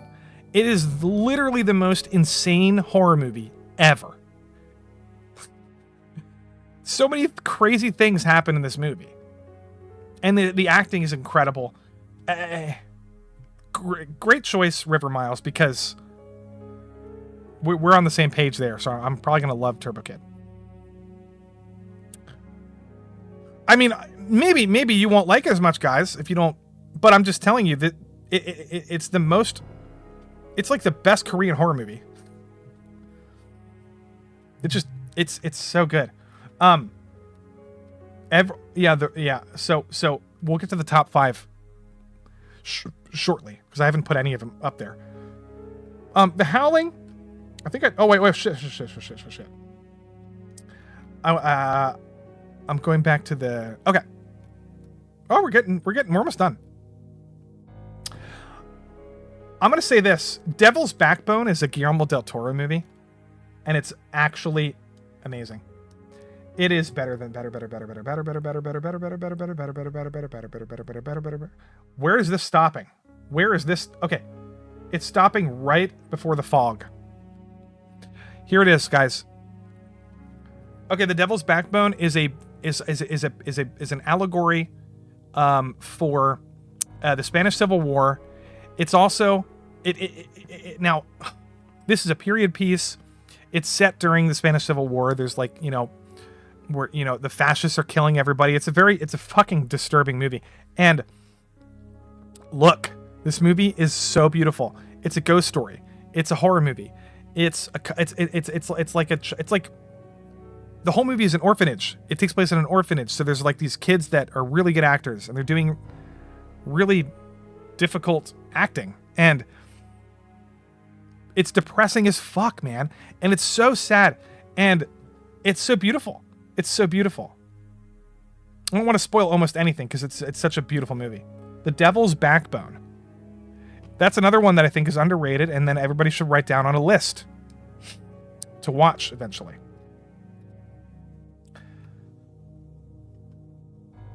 Another one that's underrated is called Goodnight Mommy. This is I believe it's a German film. I could be wrong. No, this is a French movie. It's really good. I'm going to put it like up here. I'm going to put it like right up here by the... right around here. It's really creepy and it's a foreign film. It's kind of fucked up. They're taking care of their mom, and there's this, like, it's just kind of a fucked up movie. But it's a really good horror movie.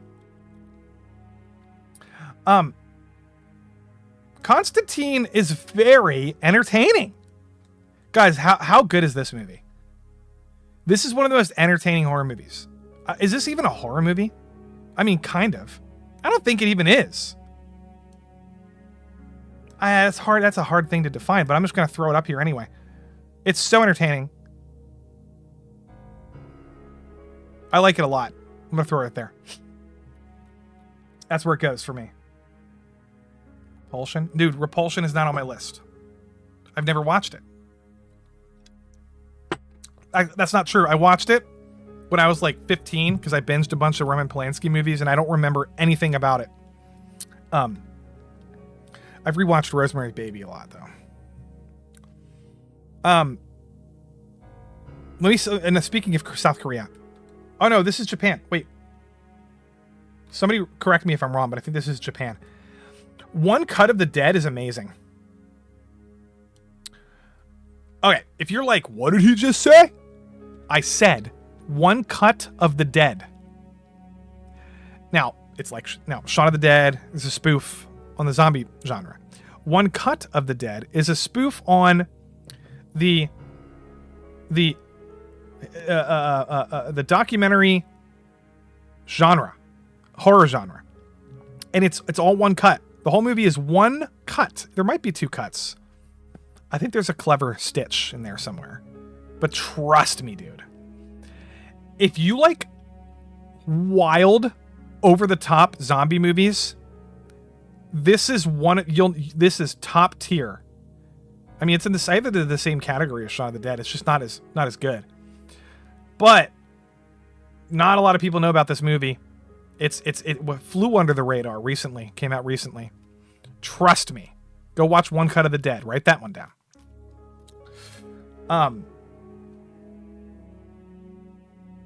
Possessor. I'm just going to put this one here because I really like this movie, but it's really hard to explain. And it's above that. It's above that. It's above that. It's like, it's really good. It's David Cronenberg's son, Brandon Cronenberg. And he does this body horror with this weird, out of body experience kind of fucked up movie. It's very, very dark and disturbing, but it's very, very, very good. Possessor. I'm going to rush through some of these because we're getting... Quiet Place Part 2 is kind of mid. It's very mid. It's fine. It's entertaining. It's entertaining. Put the top of weird. I'll put it right at the bottom of spooky. It's just mid. Although Cillian Murphy's really good in it. Summer says, thanks, Lofty. Good night. Be safe and boo. No, boo you. I'm kidding. Good night, buddy. I gotta drink. I'm chugging this beer along. Okay, here we go. Midsummer. Somebody mentioned Midsummer. No. Somebody mentioned something. What did they say? Pearl. I'll do Midsummer in a second. Pearl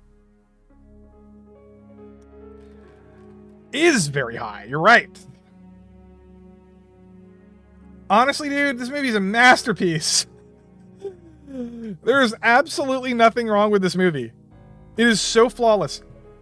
It's like the female fucking Joker meets it's like the American Psycho meets Joker, but fucking she's the killer in a horror movie. And it's like, it's so fucking good. She's amazing in it. She's one of the best actresses currently working in Hollywood. The style is very old school, color. What the fuck is that called? I can't remember the name of the technical term for it, but it's like very Wizard of Oz, Technicolor sort of vibe. I fucking love this movie. I talked about it enough, but I think it's amazing. It's a masterpiece. Speaking of female Joker, I don't think anyone here has seen this movie. If I had to guess, nobody's watched May. Nobody here has watched it. It's really good. It's really good. It's like going to go right here for me. It's basically like it's sort of like Pearl, except this character. It's so disturbing, guys. It's sort of like Pearl, and like this character just kind of loses her mind, absolutely loses her mind. And if you like those kind of movies, like these psychological horror thrillers, May is an underrated, great movie. May. Grindhouse is fine.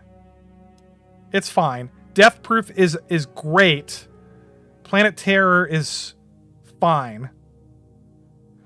I'll throw it up here.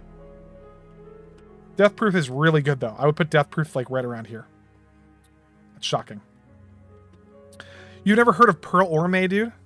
Yeah, I mean, those are both really good examples of like some of the best female horror villains ever in the history of movies. Because there's not a lot of female horror villains, and these are the best. May and Pearl. And a couple others. Obviously, Friday the 13th. Obviously, well, there's others. Let me go back down. Midsummer. I will say that it's underrated only because so many people hate it just because they want to hate it. It's actually a fucking incredibly interesting movie. But I think it's so over the top that some people just don't vibe with it. And it's like, yeah, it's very weird and there's a lot of layers to this movie. And I remember watching it and then diving into a lot of like theories on Reddit and like trying to figure out like what the fuck the like parts. There's some weird lore things to this movie that like isn't really explained, and it's just it's like a fascinating movie. It's probably up here. I think it's a brilliant movie that's held back by how fucking weird it is. I wish it was more simple. Like, okay, this is what I'm trying to say. Watch. Hereditary is such a perfect, simple horror exorcist movie, but it does everything brilliantly. It has this sort of formulaic thing going on, right?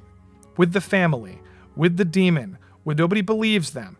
There's this creepy girl, but it does everything so well. And it even like sort of subverts a little bit. Like I like when horror movies subvert expectations sometimes because, you know, her head falling off was not at all expected.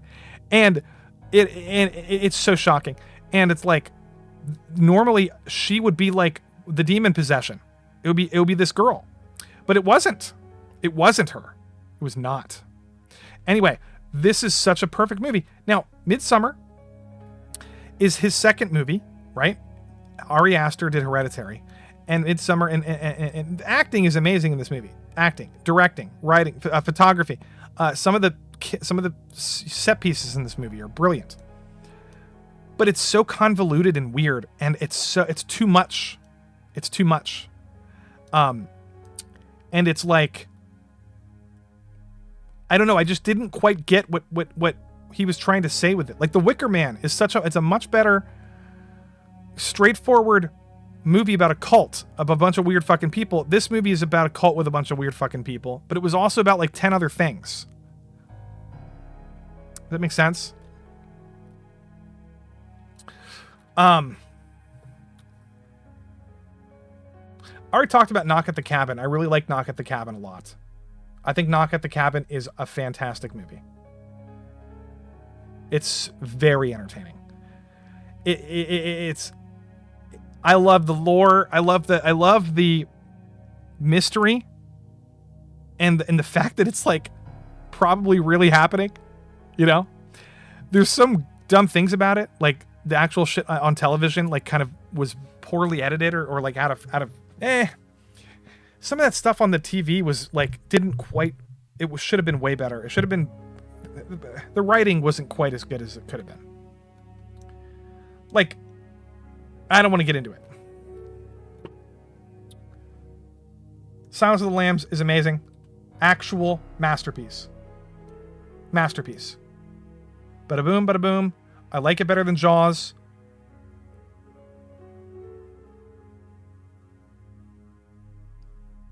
This is very hard for me.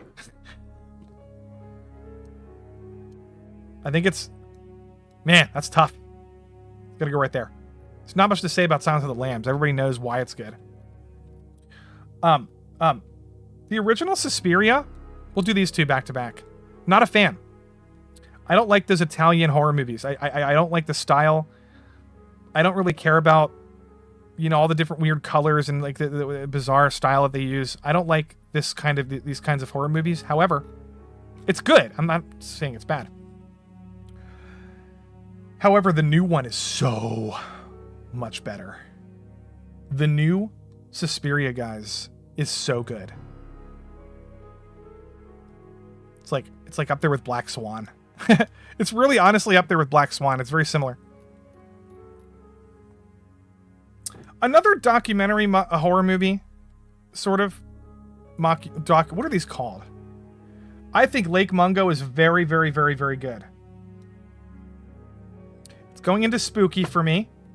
It's going into the spooky tier. It's just a good documentary horror movie that's kind of like, it's hard to describe. It's about this lake with these weird things happening. Anyway, I like it. I want to get to this one though. Land of the Dead.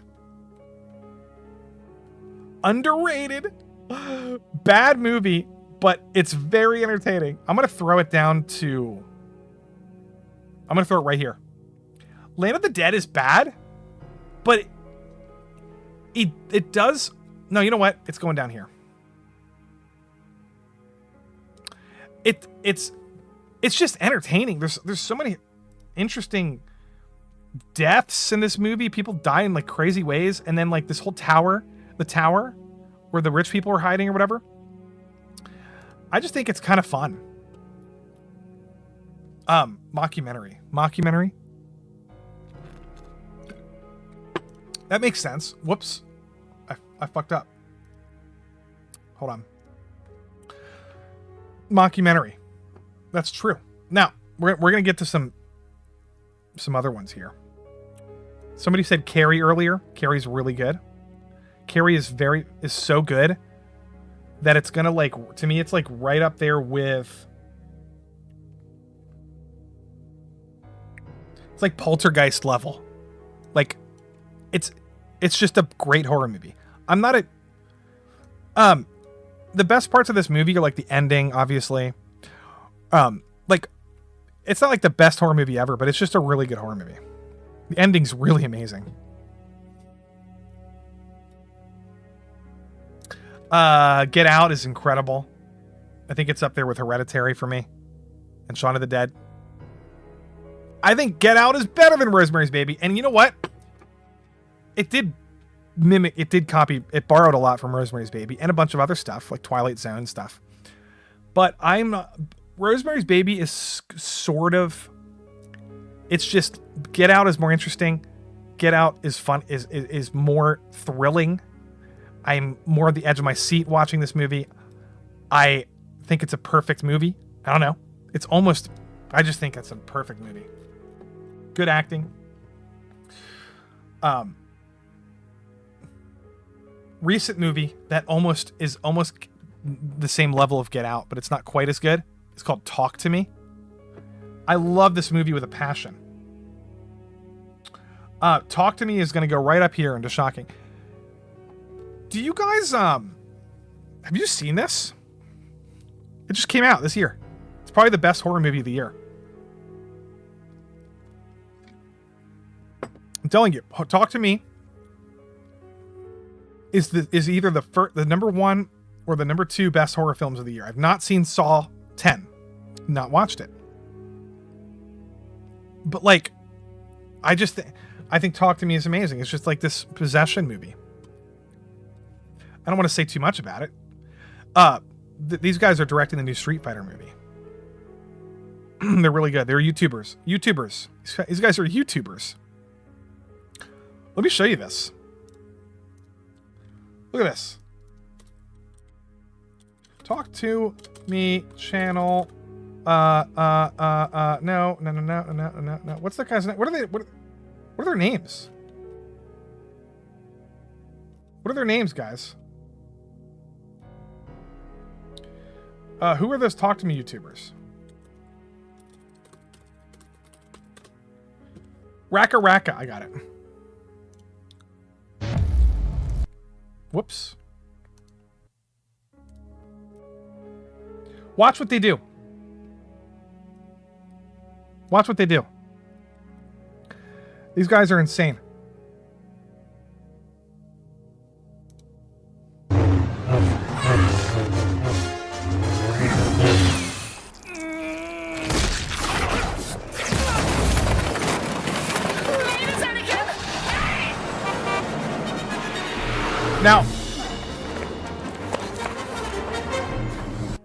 Now these people just do special effects for fun. Like they're very much the Key and Peele of YouTuber special effects. Blimey, look out!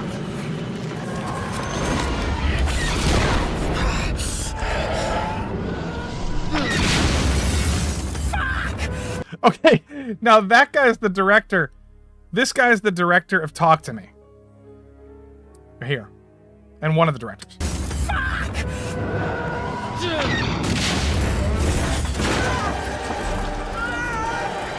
Come on, Harry!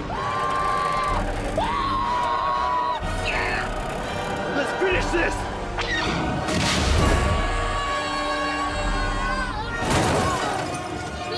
It's just like... Okay, this is non-stop insanity. I just wanted you guys to understand that these YouTubers got hired by Hollywood to make a horror movie, and it's the best movie of the year. Horror movie. That's very intense. Sorry. Let's bring it back down to reality. Sorry if I scared you. Whoopsie daisy. Yeah, and like, look, they care a lot. They are big Street Fighter fans, and they're passionate. So, Anaconda, absolute ass. Ass tier movie. Anaconda's ass. Horrible movie. Horrible movie. Clowns is funnier, so I'm going to rank it below that. Anaconda bar. Anaconda sucks. Going from sucks to amazing. Psycho. Psycho's way up here. Masterpiece. Perfect movie. Perfect horror movie. Alfred Hitchcock. I'm going to throw it above. I'm going to throw it above House of Usher. It's so fucking good. Now, I did talk about James Wan. I Saw is like... I don't really like this movie very much. I just don't think it's very good. It's got some clever ideas. It's fine. I think The Conjuring's a better movie. Obviously, I'm a big fan of Robert Eggers, who did The Witch. Clearly, this is going to go way high for me. It's going to go right up there with Hereditary and Get Out. Honestly, in my opinion, Ari Aster, Hereditary, Robert Eggers, The Witch, Jordan Peele, Get Out, M. Night Shyamalan. These are the best directors working in Hollywood right now that are doing horror. There is nobody better at horror than Eggers. Now, Aster has only done one horror movie, technically. Two. But this one alone puts him in that category. Now, there are some other people like Ty West, who's doing Pearl and X. He's amazing. I don't like some of his early movies. We'll find one. Oh, I deleted it. It's called Innkeepers. I hate Innkeepers. Not a good horror movie. I don't like it. Some people like it, but I don't. I do like this one. Oh, I don't even think I have it on here. Here it is. The House of the Devil is very entertaining. Very entertaining horror movie. It's going to go right next to It. It's a modern day sort of Rosemary's Baby, sort of demonic house movie. House of the Devil, very good. Same guy directed Pearl, by the way. So that's an underrated horror movie. I'm telling you guys. I'm telling you. I told everybody that they would walk away with at least a few movies that they've never even heard of or watched. I'm telling you, I watch a lot of fucking shit. This is only half of my list. Okay, it's my favorite genre. Creature from the Black Lagoon is so good. It's so good. It's kind of corny. Sometimes it's a good kind of corny. Sometimes corny like, for example, Planet of the Apes, the original, is very, very, very fucking corny.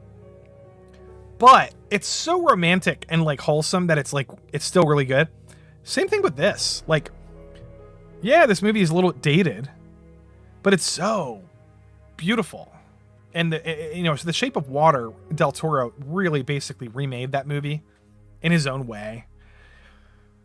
With The Shape of Water, which I really like.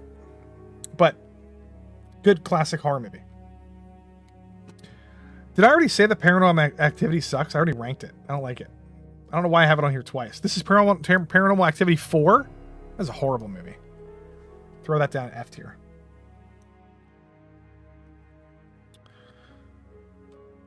Yep, The Northman.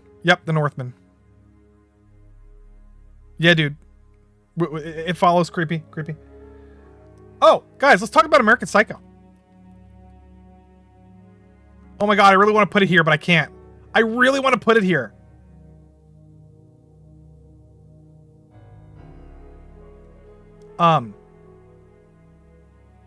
Shit. I'm not gonna... Guys, I'm not gonna let the memes influence me. I think it's like right around split tier for me. It's so fucking good. American Psycho is so... It makes you just dive into this character's psychology, who doesn't even exist. It's this fucking alien creature. I mean, he probably does. He does exist, but I'm saying he has no remnant of any kind of humanity whatsoever in his entire body. He's literally a fake person. And it's so crazy that this movie was even made. It doesn't even make sense how this movie was made. It's so brutal to women, and it's brutal to everybody, to the homeless people. It's racist. He's this quasi, elite liberal in this big city who's like talking about like climate change and poverty, and he's trying to like fit in with everybody else, and he's like, he's this fucking shitty clone of a Democrat, and that's trying to like this big city Democrat kind of guy.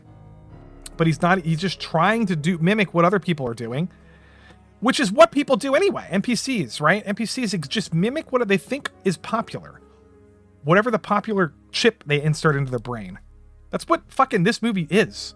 Now, there's a deeper layer to it, which is why he's such an iconic character, because he's not really an NPC. He's just not even a fucking human being. It's so deep, guys. The novel, but I've never read. It's so good. Dr. Sleep is actually pretty good. Pretty good movie. It's like Malignant tier. Dr. Sleep, not bad. This is Mike Flanagan. This is a pretty good movie. I think Hill House and Midnight Mass and the Fall of the House of Usher, the new series, by the way, loved it. I forgot to talk about it. I couldn't put together a panel because everybody was busy and it just didn't work out. But we're going to do a Killers of the Flower Moon panel, I think, tomorrow night. By the way, chat, I'm trying to get, or Friday, I'm trying to get like 4 people, I think I have them, to talk about the movie, or 5. And tune in because it's going to be interesting. We're going to talk about Scorsese versus Marvel.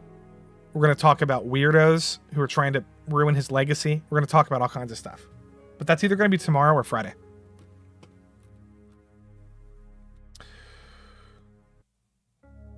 Train to Busan. Train to Busan is very entertaining. Very entertaining movie.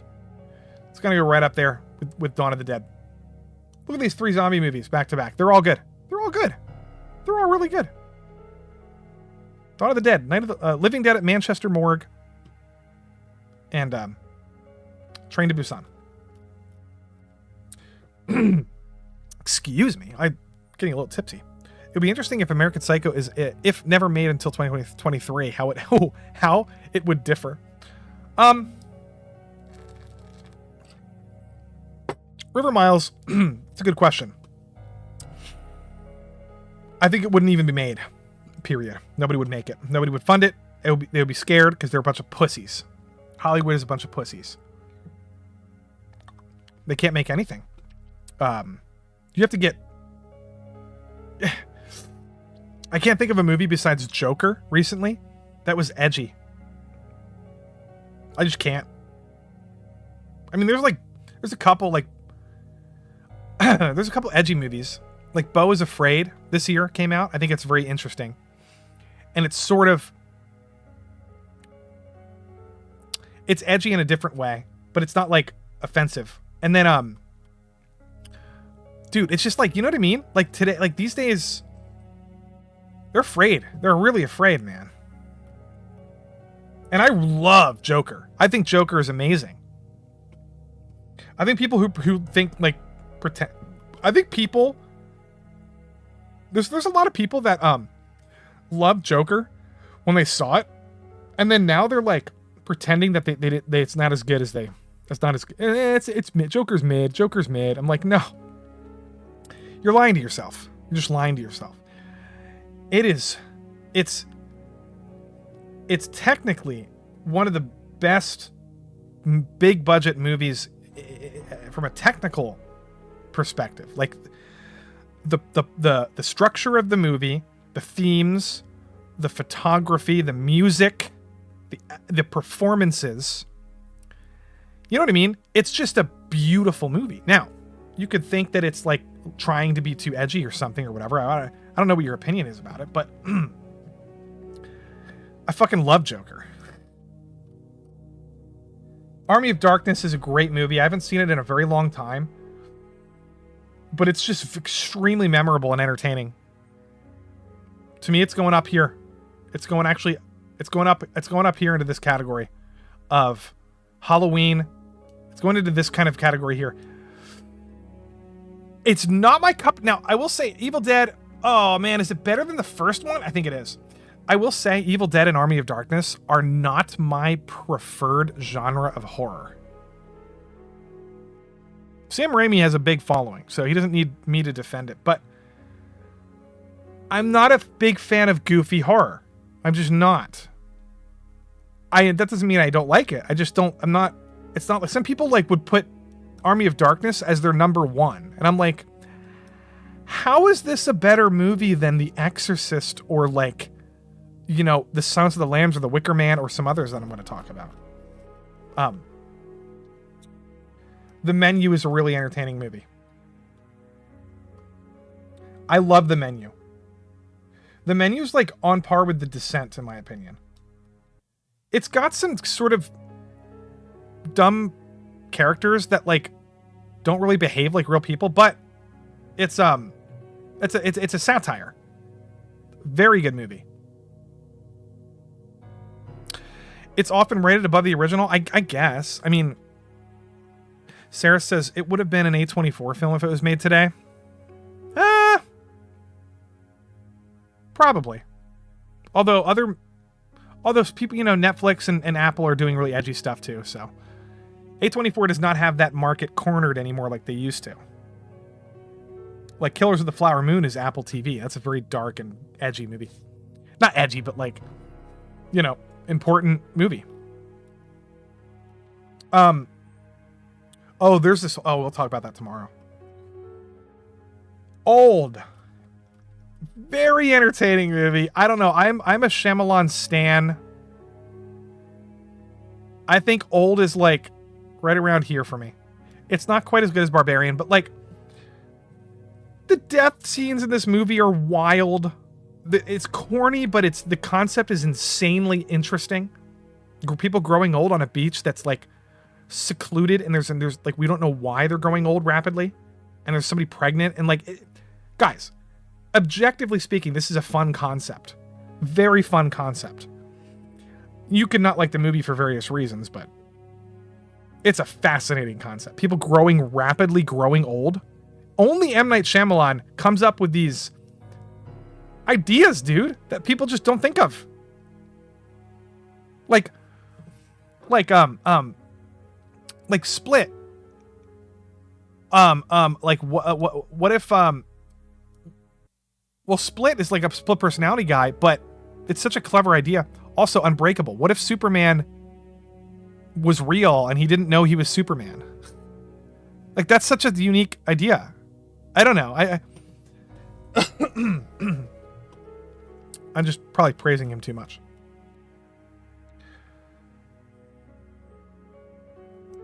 The Fly is fucking brilliant. It's going here for me. It's going behind the host. The Fly is one of the best horror movies of all time. It is so disturbing and grotesque and perfect. It's a perfect science fiction horror movie. It's a great blend of the two genres. It has a disgusting, transformation or accidental, fusing this guy with a fly DNA. Like, it's literally just ridiculously over the top, but it's so deep. There's this really cool dream sequence or nightmare in this movie that's brilliant and fucking amazing. Go watch The Fly. Never saw the original, Josh. I never saw it. Guys, I'm just gonna say right now, I hate Crawl with a passion. I think this movie is so overrated. I don't understand. I don't know why people like this movie. It's very bad. It's low tier amateur filmmaking. I don't know. It's bad. It's bad. There's nothing good about this movie. I don't understand why people like it. I haven't not talked to a single person that has been able to convince me this movie is just bad. It's overrated. People are like, it's amazing. Why though? Give me an example. Like, why? This movie is not even, they don't even have cool monster. Like, I was expecting so much more from this. I don't know. Crawl. People love this movie, dude. I don't understand it. It's like Megan. Like, I don't get it. Bones and All. We're almost done. Bones and All is a beautiful movie. It's up here for me.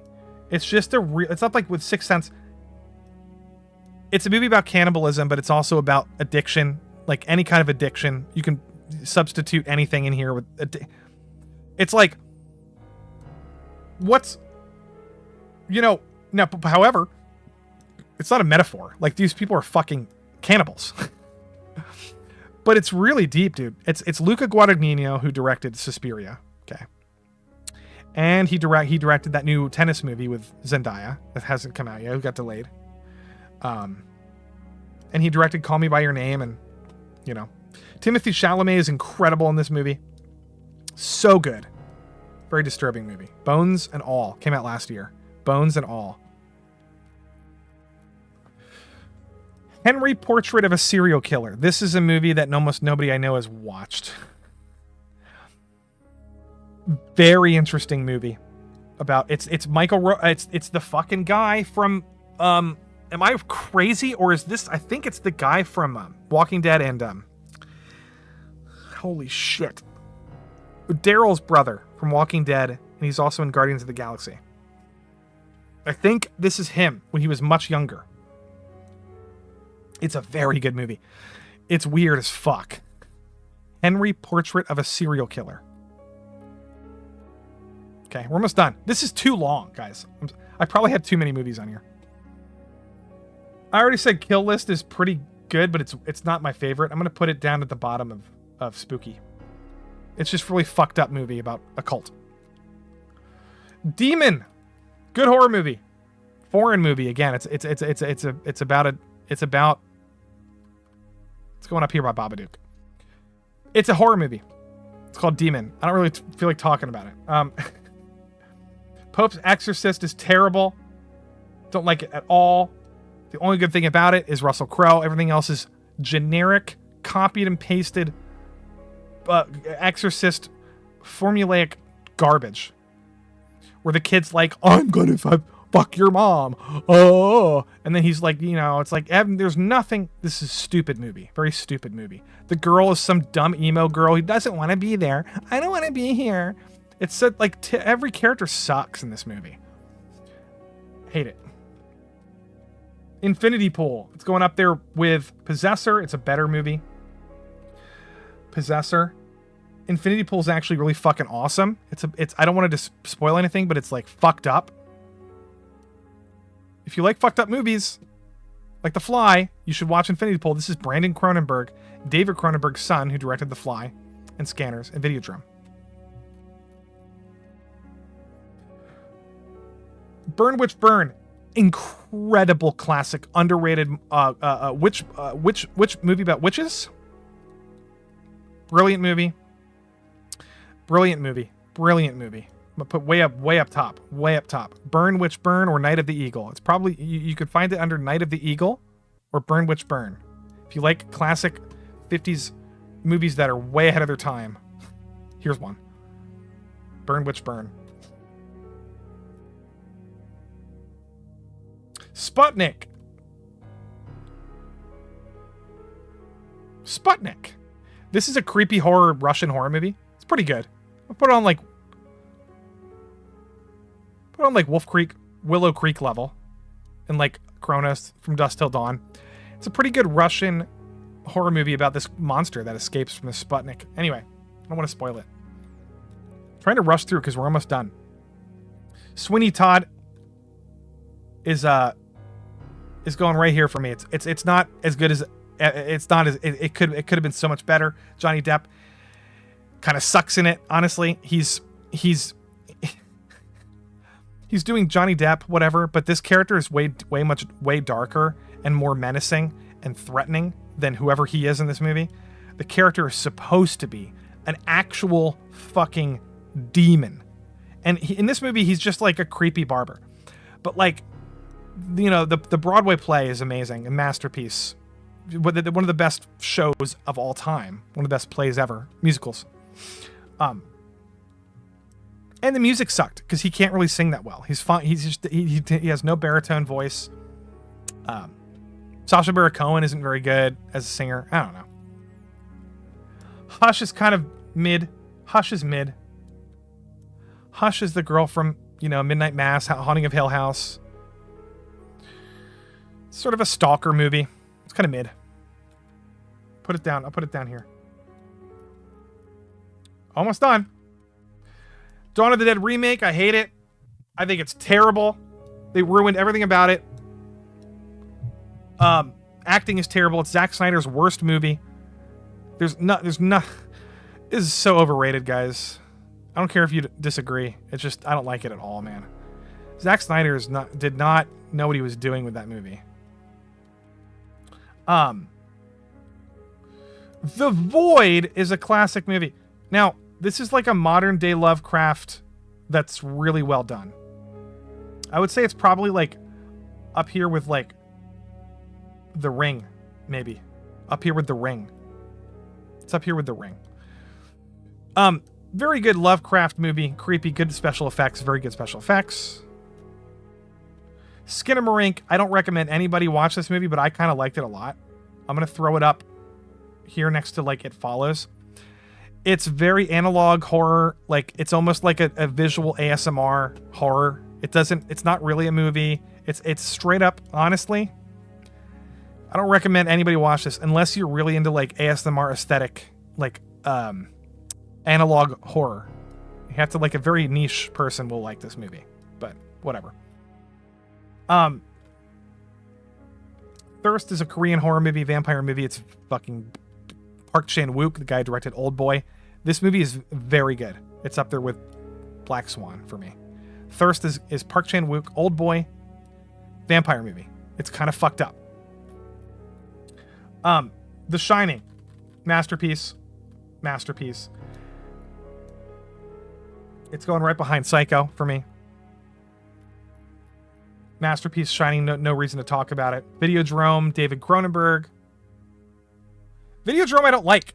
This movie is very entertaining, but it's like, it's gross, and I don't even know what the point of the movie is. I'm gonna throw it. It's people will put this way up higher than I do, but I'm gonna throw it down here with like old. No, I'm gonna throw it up with like Possessor and Don't Look Now. That's fine. Videodrome. It's very entertaining. The Crazies is a terrible horror movie. Terrible. It's Timothy Olyphant. Worst performance ever by him. And nothing scary about it. It's not even scary at all. 30 Days of Night is not bad. Yeah, Jonas is right. The Void is really good. 30 Days of Night is actually not a bad movie. It's kind of corny. I think I remember liking it more when I was like a teenager, and like the more I watch it, it's just not quite as good. It's not bad. It's not bad.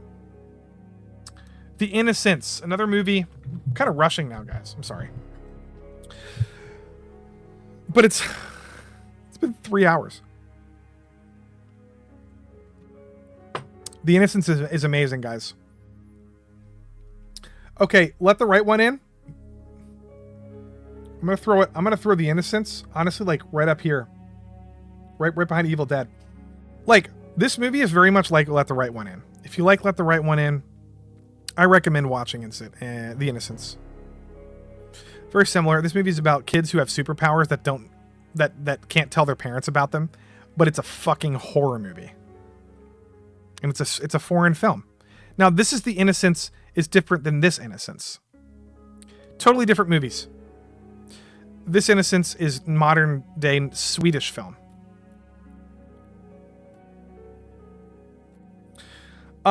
Pontypool, a movie about words, horror movie about words. It's pretty fucking good. Right by right here. It's going right here. It's just a movie about words that you can't really speak certain words or it'll trigger people to turn into a fucking zombie. It's Canadian horror movie. It's really good. I recommend it. Really good acting. The Thing is a masterpiece.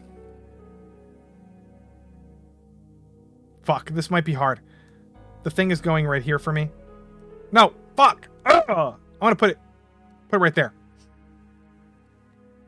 The Thing is number 1 for me now. It won't remain that way because there's more down here. But The Thing, what are we going to say about The Thing? It's just amazing. Everything about it. John Carpenter's best movie by far. Splice is a fucking weird movie about having sex with a creature. Adrian Brody fucks this thing with wings and a tail. It's like up there with Possessor for me. It might be worse than Barbarian. It's pretty entertaining, but it's kind of fucking weird, man. I don't really know what to think about this movie. Yeah, dude, Pontypool, I don't think I've ever heard anyone who doesn't like this movie. It's fascinating. You know what? It takes place inside of a recording studio, but it's horrifying, dude. In terms of like it's not scary, but it's like very claustrophobic. The other movie this year that's the best horror movie of the year is called No One Will Save You. Now, this might be controversial. I'm going to put these two like right beside each other because I don't know which one I like better. But Talk to Me and No One Will Save You. This is the best alien invasion movie I've ever seen besides like Invasion of the Body Snatchers. But like, this is some home invasion alien horror. Like, the best parts of Signs is this entire movie. If you think Signs was creepy, like some of the alien shit, like when they're reaching under the door, or when they're trying to get them at the end in the cellar, or when they're running around on the roof, right? That is this entire movie, and way more scary. Way more scary. And the special effects are fucking amazing in this movie for the budget. The creature designs are amazing. There's this creepy lore that, like, these aliens have these weird sign language that you don't even know what it is, but like there's a meaning behind it. The girl's amazing. There's no dialogue in the movie. It's completely nonstop entertaining. Guys, I cannot recommend No One Will Save You enough. It just came out. It's on Hulu. It's on Hulu. Blew my mind. And the director keeps talking to me on Twitter because he's nice. I'm telling you guys, this guy needs to do a fucking H.P. Lovecraft movie next. Or a Silent Hill movie. That's how good he is. Body Snatchers. Yeah. Radio station. Yeah. Okay, we're almost done. Too bad some of these movies... Okay, Mama is kind of mid. And it's the guy who directed It. It's his first movie. It's down here for me. It's fine. It's just kind of... It's like... It's not very scary. But, Guillermo del Toro produced this movie. And he found the guy on YouTube. YouTube guy made a short film on YouTube, and Del Toro was like, I'm going to hire you. So that's what happened there. The Lake House is a terrible movie. Extremely boring and predictable. There's nothing scary about this movie at all. The Lake House. Don't watch it. It's so boring. Oh, there's a lake across the river that lights up sometimes, and it's sort of like the reverse of my house. And it's like, it's literally, you'll get an hour and a half into the movie and you'll be like, when is something interesting going to happen? Like, it's terrible, man. Terrible. Raw is a movie about cannibalism. It's pretty good. It's a foreign movie. Some of these foreign French films I think are good, but like, they're a little too, this one's a little too slow for me. It's very French. It's very European. And sometimes people like, you can, it's very moody. But it's pretty good. It's about cannibalism. It's gross. But, however, one of the best movies of all time, horror movies, Martyrs, is a French film. Up there with Get Out. Better than Get Out. My God, is it better than The Witch? I don't know. I don't think it is. Look, Martyrs to me is a very disturbing but beautiful movie. If you can get past the torture and the gore porn stuff, this movie here is what Hostel and Saw wish it could be. Martyrs is an elevated torture porn movie. It has a higher purpose. It has a better theme. It has a more thematic, relevant, fascinating, meaningful agency to its storytelling besides just being a gore porn. And it is a gore porn, but it's like the first half of this movie reminds me of like a Tarantino action horror movie. The second half of this movie is beautiful in a horrifying way. This movie is very underrated, but it's also a cult classic. People love this movie. You just got to talk to the right people. Trust me, I am not alone. This is one of the most cult classic-y movies ever. Uncle Buck? No, that's gross.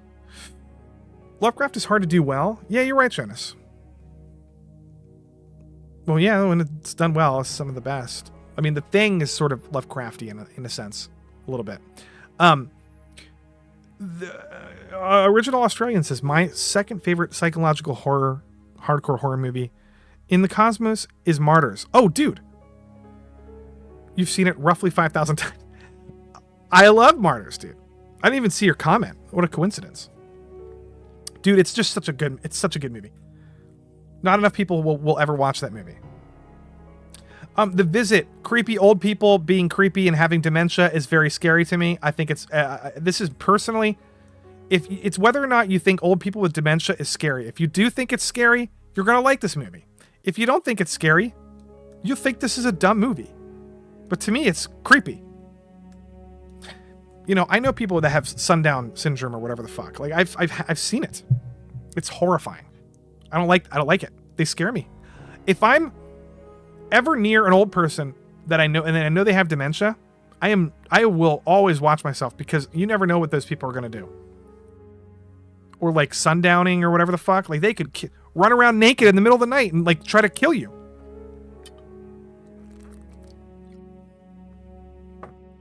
It's possible.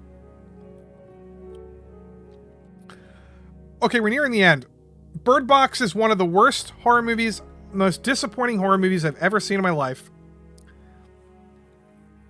It's so pretentious and stupid. It thinks it's trying to be The Quiet Place or like M. Night Shyamalan. But I don't know, man. These people are dumb in this movie, man. And it's not a good movie. Honestly, I don't like this movie at all. I could be biased, but when I saw this movie, I hated it. Hated it. The Brood, another David Cronenberg movie that is amazing. Way up here, way up high, right by Rabid. The Brood is creepy fucking, oh my God, creepy movie. I don't want to give anything away about it. David Cronenberg. If you like The Fly and Videodrome, watch it. Sandra Bullock's La Den Rate Coma. What's that movie? In the Cosmos. Hi, John Candy with a power drill is scarier than you think. Oh, well, I don't know about that. Brightburn, yeah, it's a horror movie. Alex, I deleted Brightburn because I don't like Brightburn, and I didn't think it was worth talking about. But yeah, it's a horror movie. Some people like it. I don't know. Love, Death, and Robots season 3, dude. I saw the first season. I thought it was okay, but everyone is telling me to watch the newest seasons, and I'm probably dumb because like I watch Black Mirror and I like those, but I'm sure that Love, Death, and Robots is probably better. But thank you for the donation, River Miles. The $10 donation. I will say Black Mirror has kind of fell off, but there are some occasionally good episodes. There's one good episode in the new season with Josh Hartnett. That's really good. It's so good, man. This is right after Oppenheimer. I got home from Oppenheimer and turned on Black Mirror, and he was in it. And I was like, what are the odds? Because he was in Oppenheimer, and he hasn't been in anything in like 10 years. It was so coincidental. Josh Hartnett is a pretty good actor. Year of the Rat. Oh, I have not seen that. Rutger Hauer. Interesting. Yeah, it's a weird superhero movie, but it's more of a horror movie. Honey Bun. Yeah, a lot of people like it, Alex. I'm just not I didn't care for it. Oni Baba, I'm not going to talk too much about it. It's a masterpiece. It's straight up here with, it's like on par with Misery. It's a Japanese ghost story, sort of Japan. Kaneto Shindo is one of the greatest unknown Japanese directors ever. He has a bunch of horror movies. Kuroneko is another one about a black cat. Onibaba, if you like Japanese horror movies, whoever's listening, whether it's live or tomorrow, if you like these movies, you've probably already seen Onibaba. But anyway, I recommend it. Antlers. I like Antlers. I think it's on par with It Follows. Antlers is this creepy movie about a Wendigo. And it's another one of those like metaphor kind of, Babadook kind of like, oh, it's really about like something else. Then it's not really about the monster, but the monster design's really good. And it's a pretty creepy movie. Antlers. It's pretty creepy. I was surprised by Antlers. I was actually really surprised by it.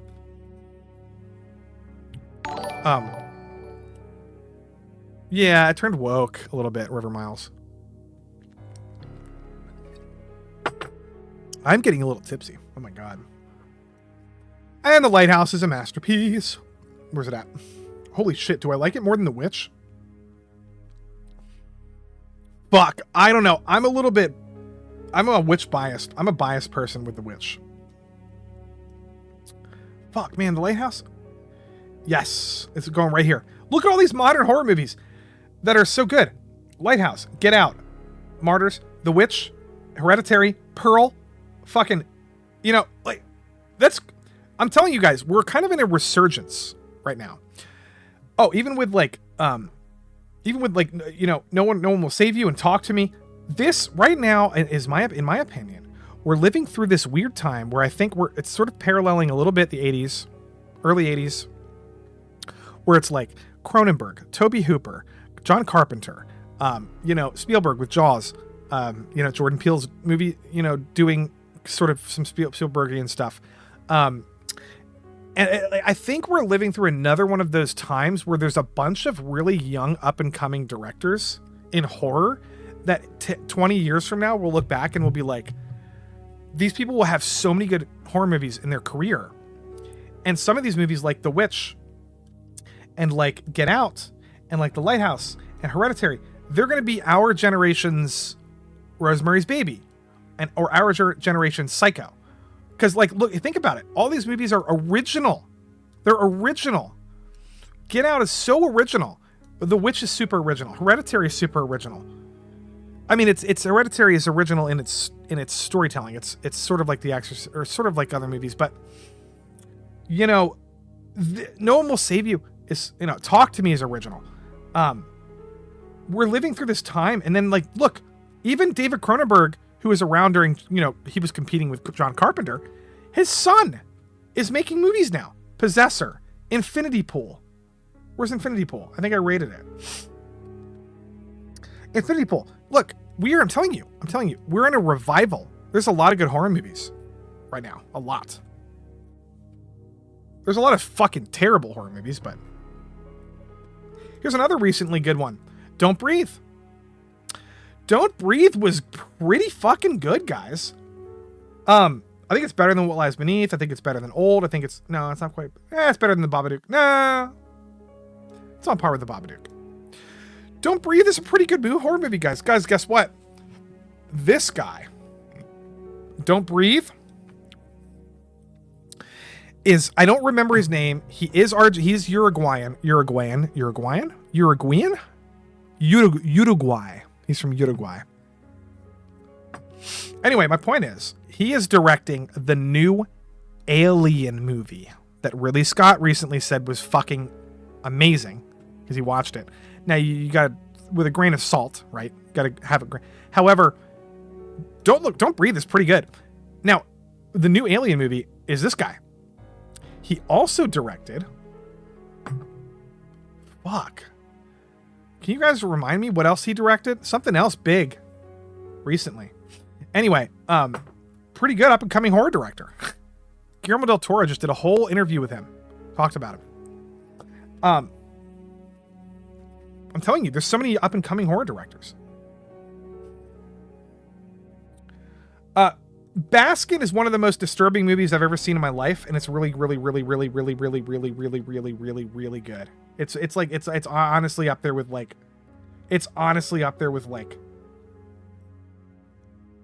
I think Infinity Pool is slightly worse. No, oh fuck, this is hard. These are honestly, it's up here with like Dawn of the Dead. Oh boy, Evil Dead, better than Evil Dead. Holy shit. Dead Ringers. Baskin is a European movie. It might be like Latvian or something. I can't remember. It's so fucking disturbing. It's a movie about, it might even be like Iraqi or something.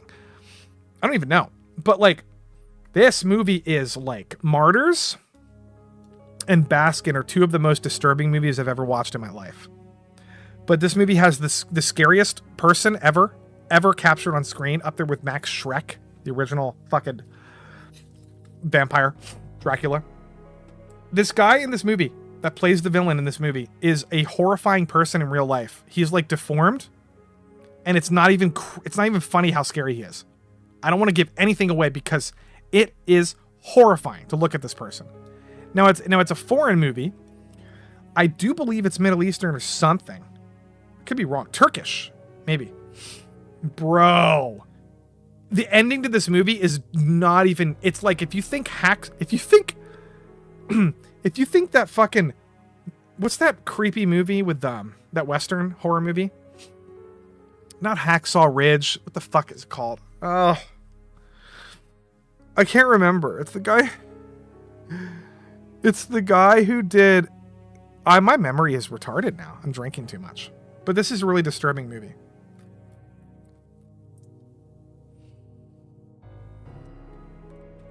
The Ritual? I think I already talked about this. No, I didn't. Sort of like Blair Witch Project movie in Norway, except I like this movie a lot. I'm going to throw this up here with Kronos. The Ritual is really cool. Instead of like... Dude, this movie has like Norwegian gods that are like fucking killing people and shit. Like, The Ritual actually is a really clever movie. It has one of the coolest monster designs I've ever seen in any movie. I think it might be Loki. Is it Loki? Or is it some other monster from like Norse mythology or whatever? It is a fucking crazy monster. But it's only in like 10 minutes of the movie, or 5 minutes. But like, I like this movie a lot, The Ritual. Swedish? Dude, Brightburn has some fans. I couldn't vibe with... I don't know. I don't remember why I don't like it, man. I don't know. I don't remember why. I can't remember every movie I've ever watched. It's hard. Funny Games is also one of the most disturbing movies I've ever seen in my life, but it's also a masterpiece. Honestly, like fucking... It's like up there with American Psycho. Funny Games, if you don't know what it is... If you know what it is, you don't need to tell me what it is. I don't need to tell you about it. If you don't know what it is... Oh, that's the American version. Let me find the other one. It's about a family that gets kidnapped. Not kidnapped. That gets kidnapped and tortured. And it's brutal. And they fuck with everybody. The American version's a little bit worse. But they just fuck with the family. It's Michael Haneke. He's one of the greatest, I think he's Danish. He's one of the best directors of all time. All his movies are amazing. Michael Haneke is a cult he has a big cult following. Michael Haneke, Time of the Wolf, The White Ribbon, Amour. I think he was nominated for Best Picture for Amour. But anyway, dude, trust me. Funny Games, don't sleep on it if you like disturbing movies. Creep is a disturbing movie. Creep is actually fucking disturbing. Creep is very entertaining. Creep is very entertaining, even though it's like a found footage movie. Oh, that's the word I was looking for. Found footage. Chat, why were you retarded? You didn't correct me when I kept saying documentary. Found footage. Creep is a good found footage movie about Craigslist killer. I love Creep. Good actor in that movie. Us. I love Us. I'm not going to defend it. I know a lot of people hate this movie. I love it. I think, honestly, dude, this movie is so cool. The mystery, I like the mythology of this movie. The mythology of it. The doppelgangers. The secret government. There's so much mystery even after the movie's over. And it's like, it's some people take it too seriously or literally. And they go, how is that possible to have tunnels under the... It's not supposed to be taken literally. It's literally guys, it's a Twilight Zone. It's a Twilight Zone fucking Jordan Peele movie that is evoking a lot of emotions rather than making you try to believe everything is realistic in the movie. Okay? That's what Jordan Peele does. Okay? He does these Twilight Zone things. And it's not supposed to be realistic. Now, I don't know why people don't like this movie very much. this has so many layers. There's this spider web layer to it that has a lot of metaphors. Like there's a spider. One time the spider crawls under the fucking what's it called? Under the coffee table, and she tries to kill it, but she can't because it's underneath.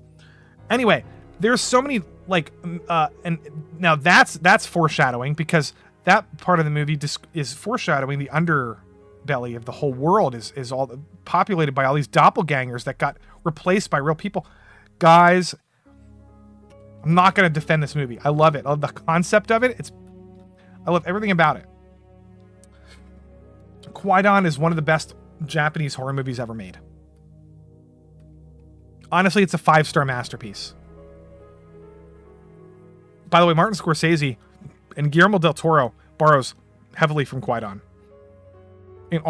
in everything he does. Blair Witch Project is... We're almost done, guys. Blair Witch Project is a guilty pleasure of mine. I love this movie, guys. I'm throwing this up there pretty high. I'm telling you, the acting in this movie is so realistic that people thought it was real. Now, yes, the actors in this movie are incredible. If you watch this movie now, I think you'll be surprised if you haven't seen it in like 10 years, you should watch it again. It's surprisingly believable. And the way they point the cameras, it's so amateur, but it's so professional. I can't describe it. And the ending is so haunting and fucking terrifying. I don't like it. It makes me feel creepy watching that movie. I know, we're almost done. It is weird. You're right, original Australian. You're right. I've never seen... Oh, Norwegian horror? Yeah. All right, guys. Autopsy of Jane Doe is trash. This movie sucked. Another movie that's sort of like... Where's it at? Crawl, which is this amateur horror movie that has no... It's not... It's just like some guy in his basement made this movie, and then people like it for some reason. I don't get it. I can't really spend too much time on it. World War Z is one of the worst movies I've ever seen that's high budget. Terrible movie. Nothing like the book. Terrible movie. Nothing like the book. It's literally... The book should have been a TV show. It would have been amazing, like The Last of Us. This movie has some of the dumbest zombie shit ever in the history of zombie movies, ever. Brad Pitt's fine. He's not even good in this movie. And the zombies behave like ants, like little ants running around. Oh, I fucking hate World War Z. I hate this movie. Nope. Nope is going up here. Now, guys, I like Nope better than Get Out personally, and I think Get Out is slightly worse than The Lighthouse. But I've defended this movie on stream like 50 times. I'm not going to do it again. I'll just do it quickly. Number one, this movie is channeling Steven Spielberg with Jaws and a couple other movies perfectly, brilliantly, and he does exactly... He just knows what he's doing, Jordan Peele. The cinematography, Hoyt van Hoytema also did Oppenheimer, by the way, the cinematographer. He is a fucking genius. Go look at his filmography. Tell me that this movie here is not a brilliantly photographed movie. All of the shots of the alien are fucking gorgeous. It's very Evangelion. It's very much Akira-inspired anime inspiration, a lot of the shit. Evangelion, it's very biblical, it's epic, it's fucking crazy, has the best alien design ever in the history of movies. Daniel Kaluuya is one of the best actors currently living, period. And you know what? I will just talk about, and the chimpanzee shit is terrifying. I fucking hate chimpanzees, and I think it's beautiful. It's a great metaphor for the underbelly of what is actually happening with the rest of the movie. It's not supposed to be part of the main story. It's a flashback to elaborate on Stephen Yeun's character. It's now I feel like I'm talking in gibberish because I don't think anyone even watched this movie. But I don't want to spoil anything. But I'm telling you, there's a lot of people that love this movie, by the way. This has a big following. It made a couple $100 million at the box office. I will defend this movie to death. I'm tired of people who just pretending that Jordan Peele is bad because they heard some person on Friday Night Tights say it one time or some shit. Or wherever they heard that from. Like, people didn't even... I've heard people say that this movie's bad, and then I ask them if they've seen it, and they go, no. And I'm like, what the fuck? Who told you it's bad? And I'm like, guys, shit. Jordan Peele, I'm the biggest Jordan Peele stan, even more so than M. Night Shyamalan almost. I think he's better. I think Jordan Peele's first 3 films are better than M. Night Shyamalan's first 3 films. Am I fucking crazy? Think about it. Get Out, Us, and Nope are better than Unbreakable, The Sixth Sense, and Signs. No. Horror movies. I don't count Unbreakable. Sixth Sense, Signs, and The Village. Okay, I don't count Unbreakable. It's not a horror movie. Unbreakable is better than any Jordan Peele movie. Period. I gotta reel this back in. I gotta be realistic. Unbreakable is a masterpiece. But I think Jordan Peele's off to a better start than M. Night Shyamalan. I love Signs, and I love Sixth Sense. And I like The Village. I'm telling you. Go fuck yourself. I feel like I'm being judged. I'm not even reading chat. Have you seen it? Nope. It's woke, Lofty. It's so woke. No, it's not woke. It's literally not. I know people say that as a meme, but it's literally not. There's nothing woke about this shit. I don't like woke stuff. I don't. I keep telling you about movies that I think that are woke, that are trash. Like that new Wrong Turn movie is so woke and stupid. They were trying to make it a racism argument against the cannibals. It's like, what the fuck? Anyway, my mom saw Nope with a friend. I asked her how it was. She said she couldn't believe what the fuck she just watched. I don't know what that... Maybe she didn't... Look, that movie is very... It's not for everybody. It's a very nuanced movie about trying to make a point about spectacles. And when the word spectacle is the cultural version of or the societal version of this, which is we are constantly on our phones looking at pictures of dead bodies from Israel.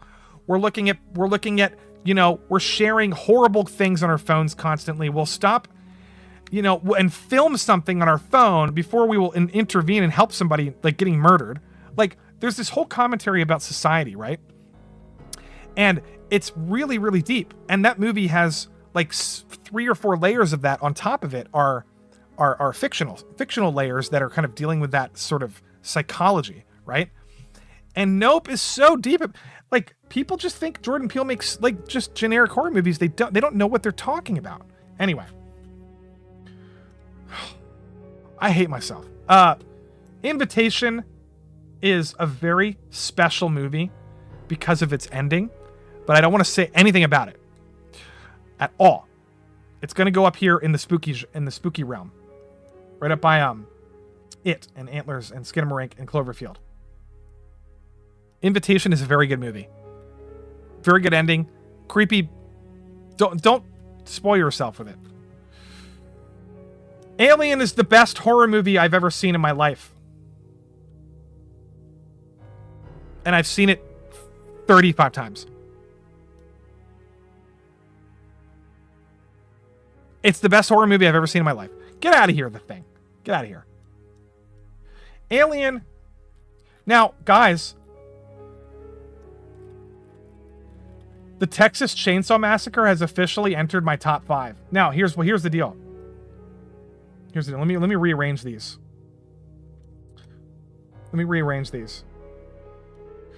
Here's my top 5.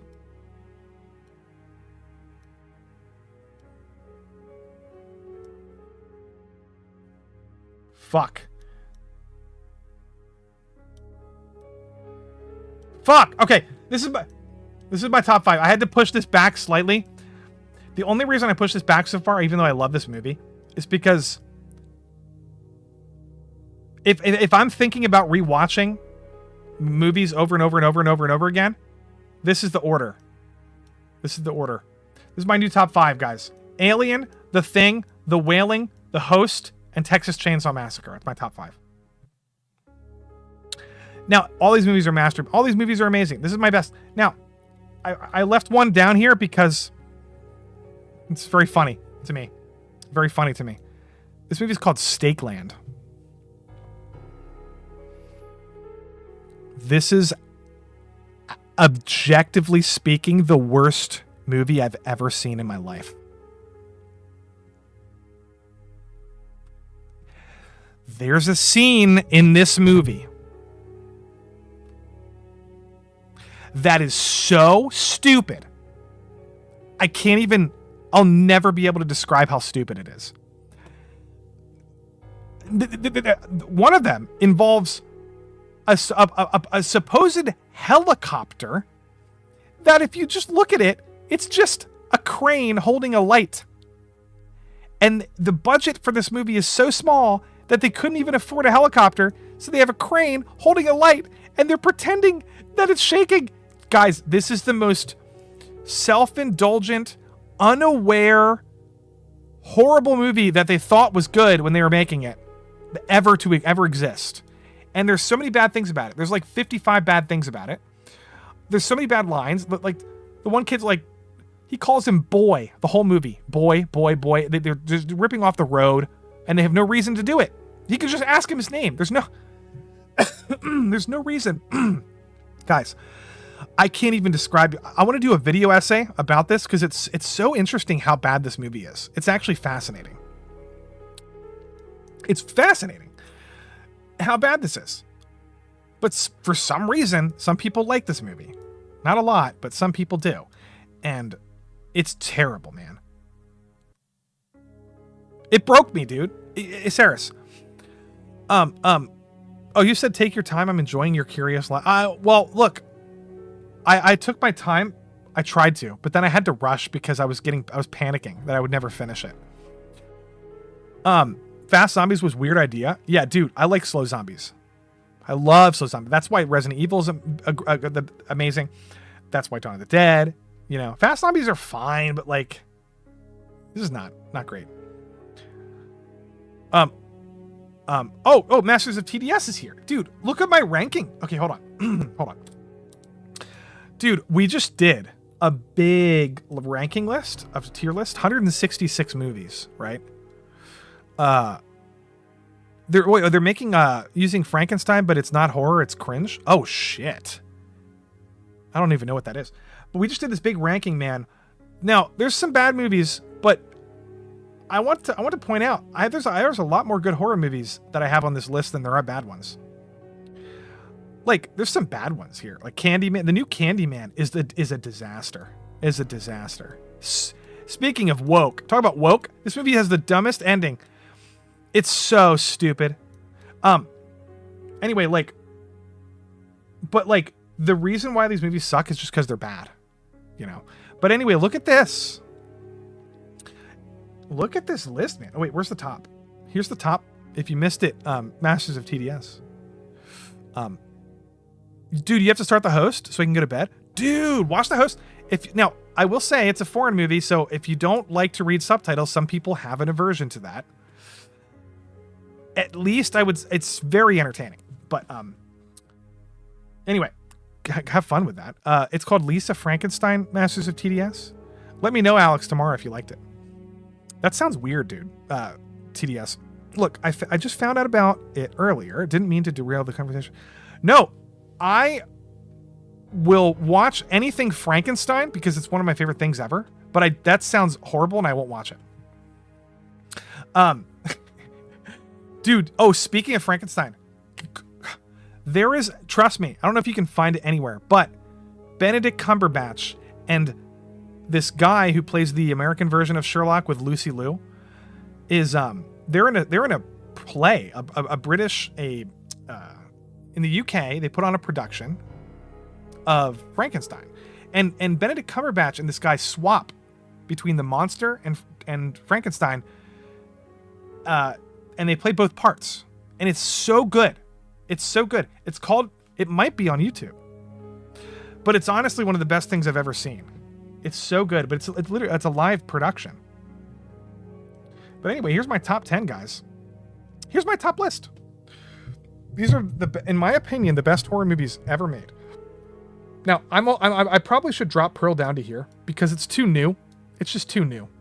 I don't like having brand new shit, like, fogging my memory and, like, shoving it into the top, because sometimes I'll change my mind. But Kwai-Dan, Japanese horror masterpiece, 1964.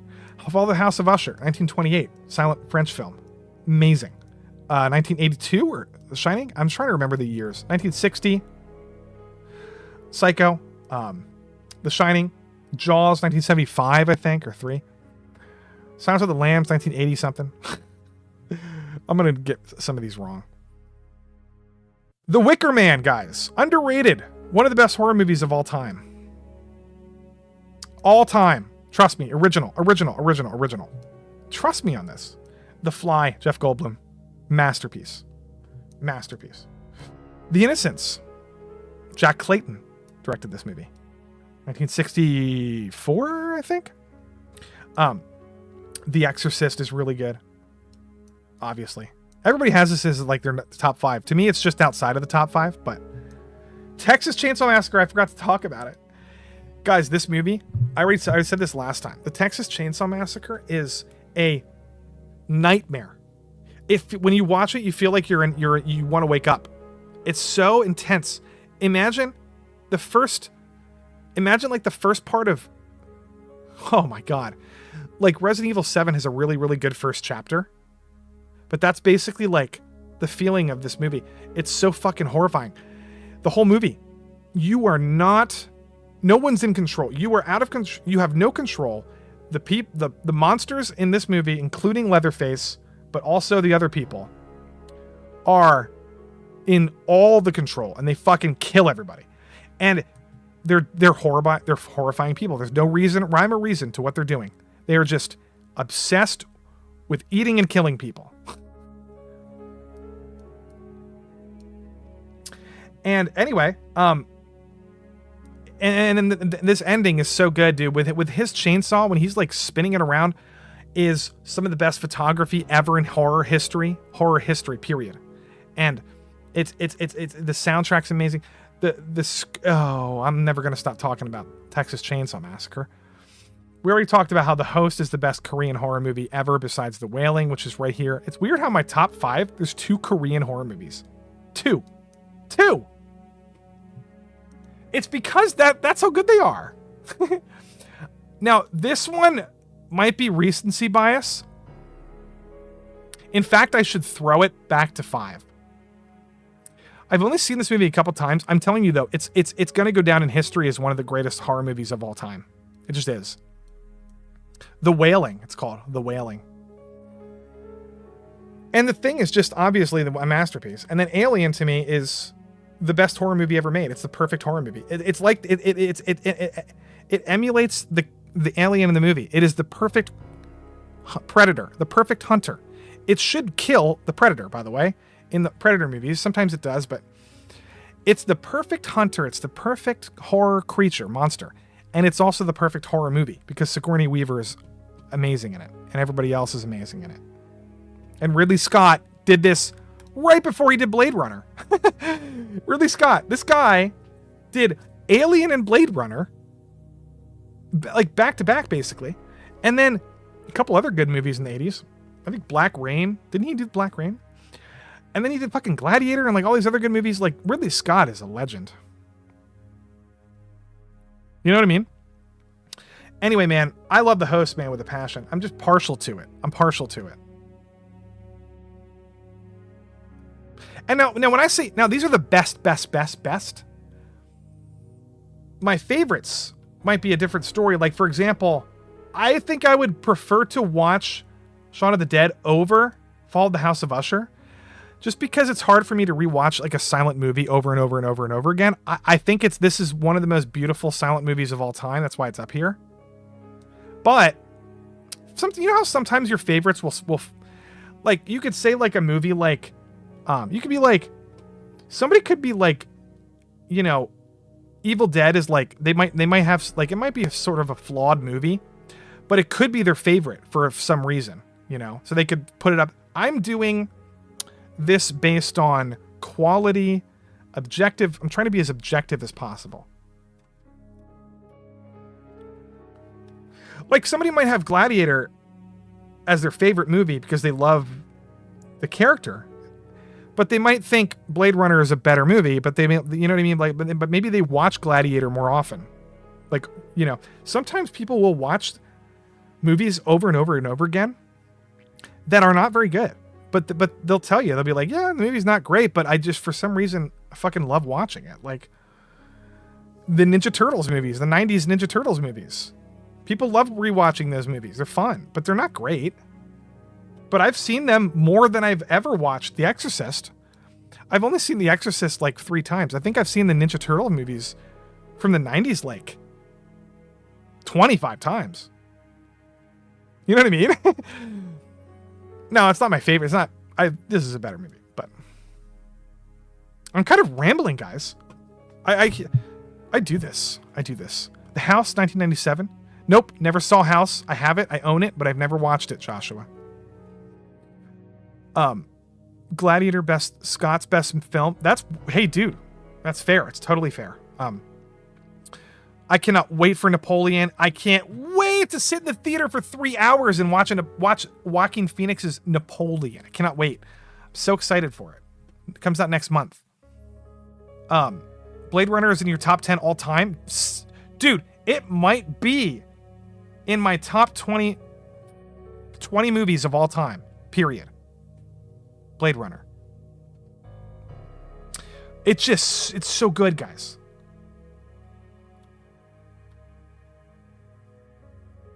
Look, The Shining is a masterpiece. Some people think this is worse than the book, but I totally disagree. But anyway, that's pretty much it. Look, we're done. 166 movies we ranked. Fuck Willy's Wonderland. Fuck Paranormal Activity. Fuck Anaconda. Fuck Stakeland. Don't watch this. But watch all these, man. I'm going to save this list. It's going to be a weird one. I might put it on Twitter. I might save it and then put it on this website. If I do put it on Tier Maker and save it, I'll call it Lofty. Like, look for my name or something. Anyway, thanks for sticking around, guys. I feel bad because I went too long, and also I started losing viewers and I was panicking. But actually, it's been pretty consistent in the past. You guys have been paying attention, and you're very, very what's the word I'm looking for? Loyal. And you guys must really like horror movies. You're sticking around for 3.5 hours. Next week, I'm still trying to get a panel together to talk about horror video games. I'm trying to. It might be next Wednesday. Or it might be on Halloween. No, I'm sorry. It won't be next Wednesday. At the very latest, it'll be Halloween Eve or Halloween Day or something like that. I'm trying. Tomorrow night or Friday is going to be our Killers of the Flower Moon panel. If you haven't seen it, you can still watch the panel because we're going to talk about culture. We're going to talk about Martin Scorsese versus the Marvel Cinematic Universe. We're going to talk about MCU simps trying to ruin his career. We're going to talk about people being racist against him, and for his new movie. It's going to be a fun conversation, but it's Killers of the Flower Moon. Highly recommend. Waiting for I would say go watch it in theater to support the movie. But honestly, Apple TV might be your best bet. It's so fucking long.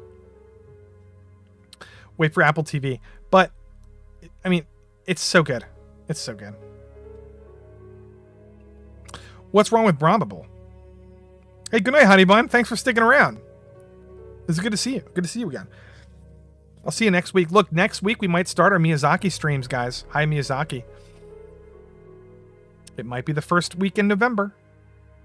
I'm still not sure about my November schedule yet, so. People say, well, box office. But Raging Bull did that and didn't make any money when it came out. Yeah, dude, yeah. I don't know. Yeah, I just recommend watching. I love when people watch new horror movies that they haven't seen before. Because here's the thing, guys. There's so many on this list behind me that, like, most people haven't seen. And it's like, there might be something on this list that you might watch, and you might actually fucking love it. Like, you never know. Before I watched, wait, think about this. Before I watched, where is it? I had never seen the Texas Chainsaw Massacre. Here it is. Until this month. And I loved it so much that I was shocked how much I loved it. And then it's in my top 5 all time. Now, I'm telling you, that might happen with some of you guys. Like, if you've never seen, like, The Birds, or, well, maybe that's Alfred Hitchcock. If you've never seen, like, fucking, where are some of these? Like The Wailing, or The Wicker Man.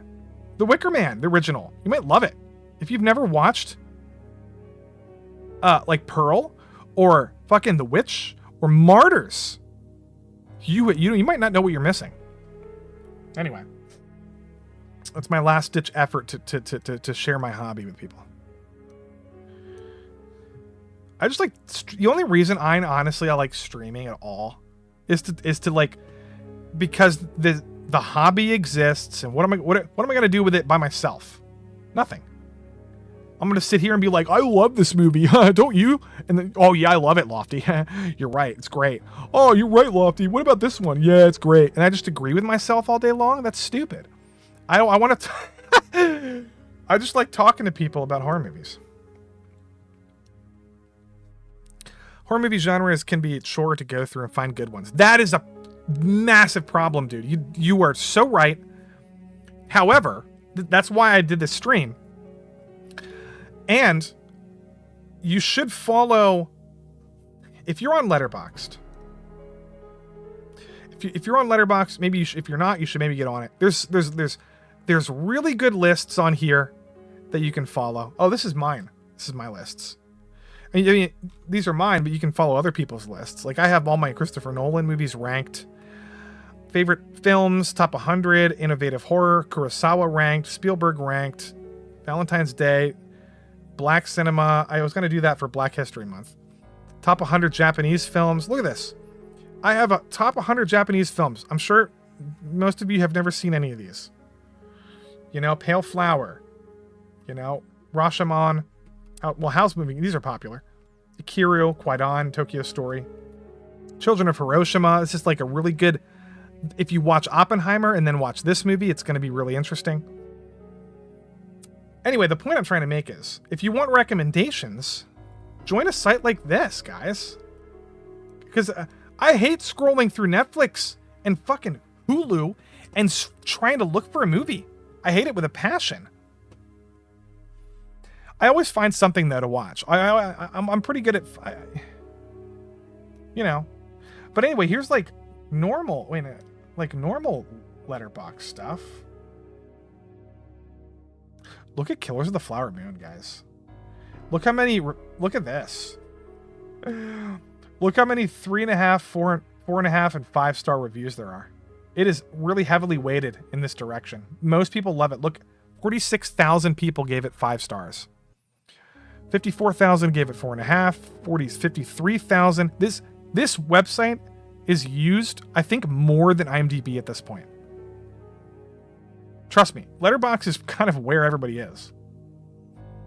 That's a lot of ratings. But like, you can find any kind of lists on here. You know? Here's a list. Japanese films that feel like... Here's a list. The Japanese films that feel like literature. And I can already tell this is a really good list. Silence Has No Wings is one of the most underrated movies of all time. I don't know a single person ever who's ever watched it, except myself. But these do feel like literature, like, you know, Haruki Murakami or whatever. Novels. Weirdo movies for beginners. Weirdo movies for beginners. What the fuck does this even mean? Okay, Seventh Seal. Breathless. Last year, this is a really good French movie. Last Year at Marienbad. So this is like Cinephile 101 movies, I guess. People like trying to dive into like foreign films who have no, like, if you want to know who the you know, the Italian Stanley Kubrick is, or who the Swedish, you know, version of fucking Francis Ford Coppola are, you know, here's Bergman. Like, this is a good way to kind of navigate that. Right? Possession is one of the greatest horror movies of all time.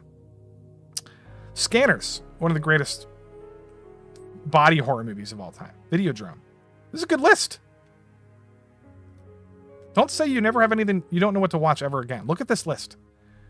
Weirdo, niche, cult, transgressive, weird films are well known in cinephile circles, but would blow the average filmgoer's mind. Beginner doesn't mean accessible, rather that they likely to encounter these films earlier into their descent into weirdness due to them being more popular, acclaimed, or attached to famous filmmakers. Trigger warnings, a lot of these, blah, blah, blah, blah, blah. They have to say trigger warning. But that's true. Caligari, Cabinet of Dr. Caligari, one of the greatest silent films ever made. Dead Ringers is a good one, Joshua. Anyway, I'm probably boring people, but whatever.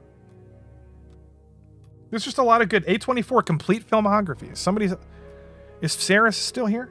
He likes A24 movies. The whole A24 filmography. First Reformed is pretty good with Ethan Hawke. The First Reformed. It's kind of weird. You know, The Disaster Artist is funny. Probably the last comedy I watched in theaters. The Disaster Artist. Killing of a Sacred Deer is actually fucking amazing. This is Colin Farrell, by the way, and Nicole Kidman. And it's also kind of a horror movie. I don't know, it's a very artsy movie. Anyway, guys. I'm talking a mile a minute. I gotta calm down. I have a heart attack. Thank you for joining. I like your taste in horror. Thank you. I like your taste in VTubers, original Australian. Thank you for being here. I know I've spent a lot of time with horror, so I know what's good. I just anyway. Guys, we're approaching Halloween. I'm gonna take a picture on Halloween with me and my dog, and I'm gonna upload it to Twitter, and you're gonna laugh. Trust me, it's gonna be wild. What else? You saw an elephant? Where are you? Are you at a zoo? Event Horizon, dude. Yeah, look, I think Event Horizon is a little overrated, but a lot of people like that movie a lot. I'm just, I'm not a fan of his style of filmmaking. What's his face? Roland Emmerich, or is it Roland Emmerich? No, Paul W.S. Anderson. I don't like him. I think that's his best movie by far. Everything else he made sucks. Like, you know, I think he did all the Resident Evil movies, right? Event Horizon has the benefit of having a really, really cool production design. But I still don't think it's a great movie. I don't know. I just think... I don't know. Yes, it's creepy as fuck.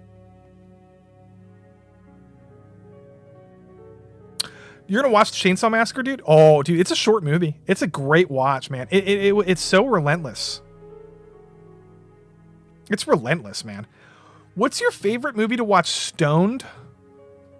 That's my question. I'm gonna ask you guys that. Have you ever smoked? Am I even allowed to ask that on YouTube? I don't like smoking, but I will say David Lynch movies are kind of fucking wild. They will fuck you up stoned. You know, I'd much rather watch a movie drunk. So if I'm drunk, right, I will totally throw on. You know what's fun? getting drunk and watching Shaun of the Dead. Absolute, even by yourself. I drink by myself all the time. Because sometimes my brother's doing stuff or whatever. Whoever I hang out with, and I don't hang out with too many people, but look, I will drink by myself and watch Shaun of the Dead and have the time of my life. Because there's something about getting drunk and kind of being a little dumb and tipsy and inebriated and watching that movie. Another one is another movie to get fun, to get drunk. And wow, I'm a little drunk and I can't even speak. I had a big beer, guys. Another one is, what's another one? Dawn of the Dead is fun to get drunk and watch. Dawn of the Dead. That's another zombie movie. I mean, just fun movies, like fun movies, like Battle Royale. Battle Royale is fun to watch drunk. You know, Blade is pretty fun to watch drunk. I imagine. I've never done that. From Dusk Till Dawn is a very fun movie to be drunk and watch, especially with friends. That one's a movie where you want to watch with a bunch of people. From Dusk Till Dawn. I haven't done that in a long time, man. Dude, everyone's isolated. I'm so isolated. I just stream. The only person I hang out with is my brother. That's it. That's the only person I hang out with, period. In real life. IRL, buddy. IRL. Queue up. I'm just... I don't know, man. Some people are weird in real life. So I don't like to... Anyway, Dawn of the Dead. What do we got? Zombieland is kind of a fun drunk movie. It makes the movie better. Zombieland. The Happening is a hilarious drunk movie. Hilarious. I mean, it depends on your personality. Because some people, when they drink, they get just kind of introverted. But I get... I just start laughing at everything.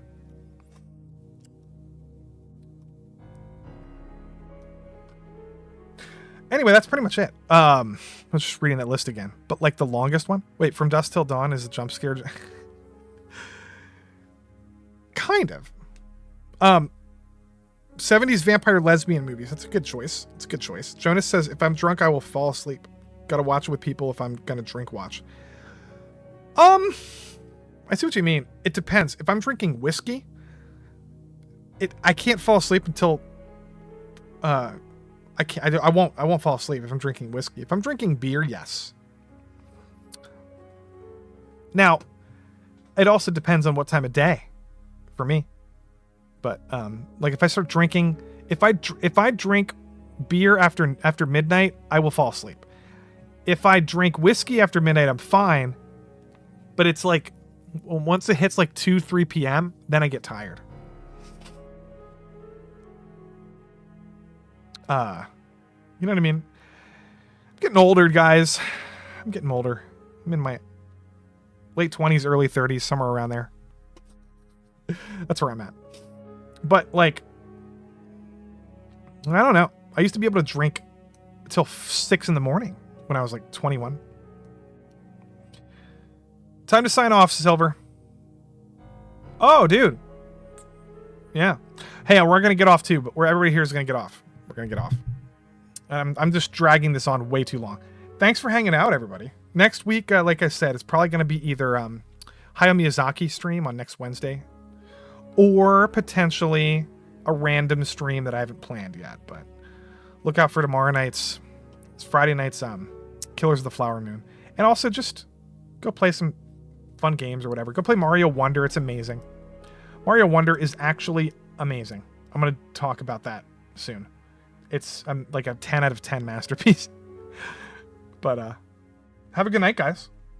And I'm going to go drink more. And probably watch some Salem's Lot, which is a vampire movie. I'm excited for it. All right. Bye, everybody. Thanks for hanging out. Miyazaki no Kami.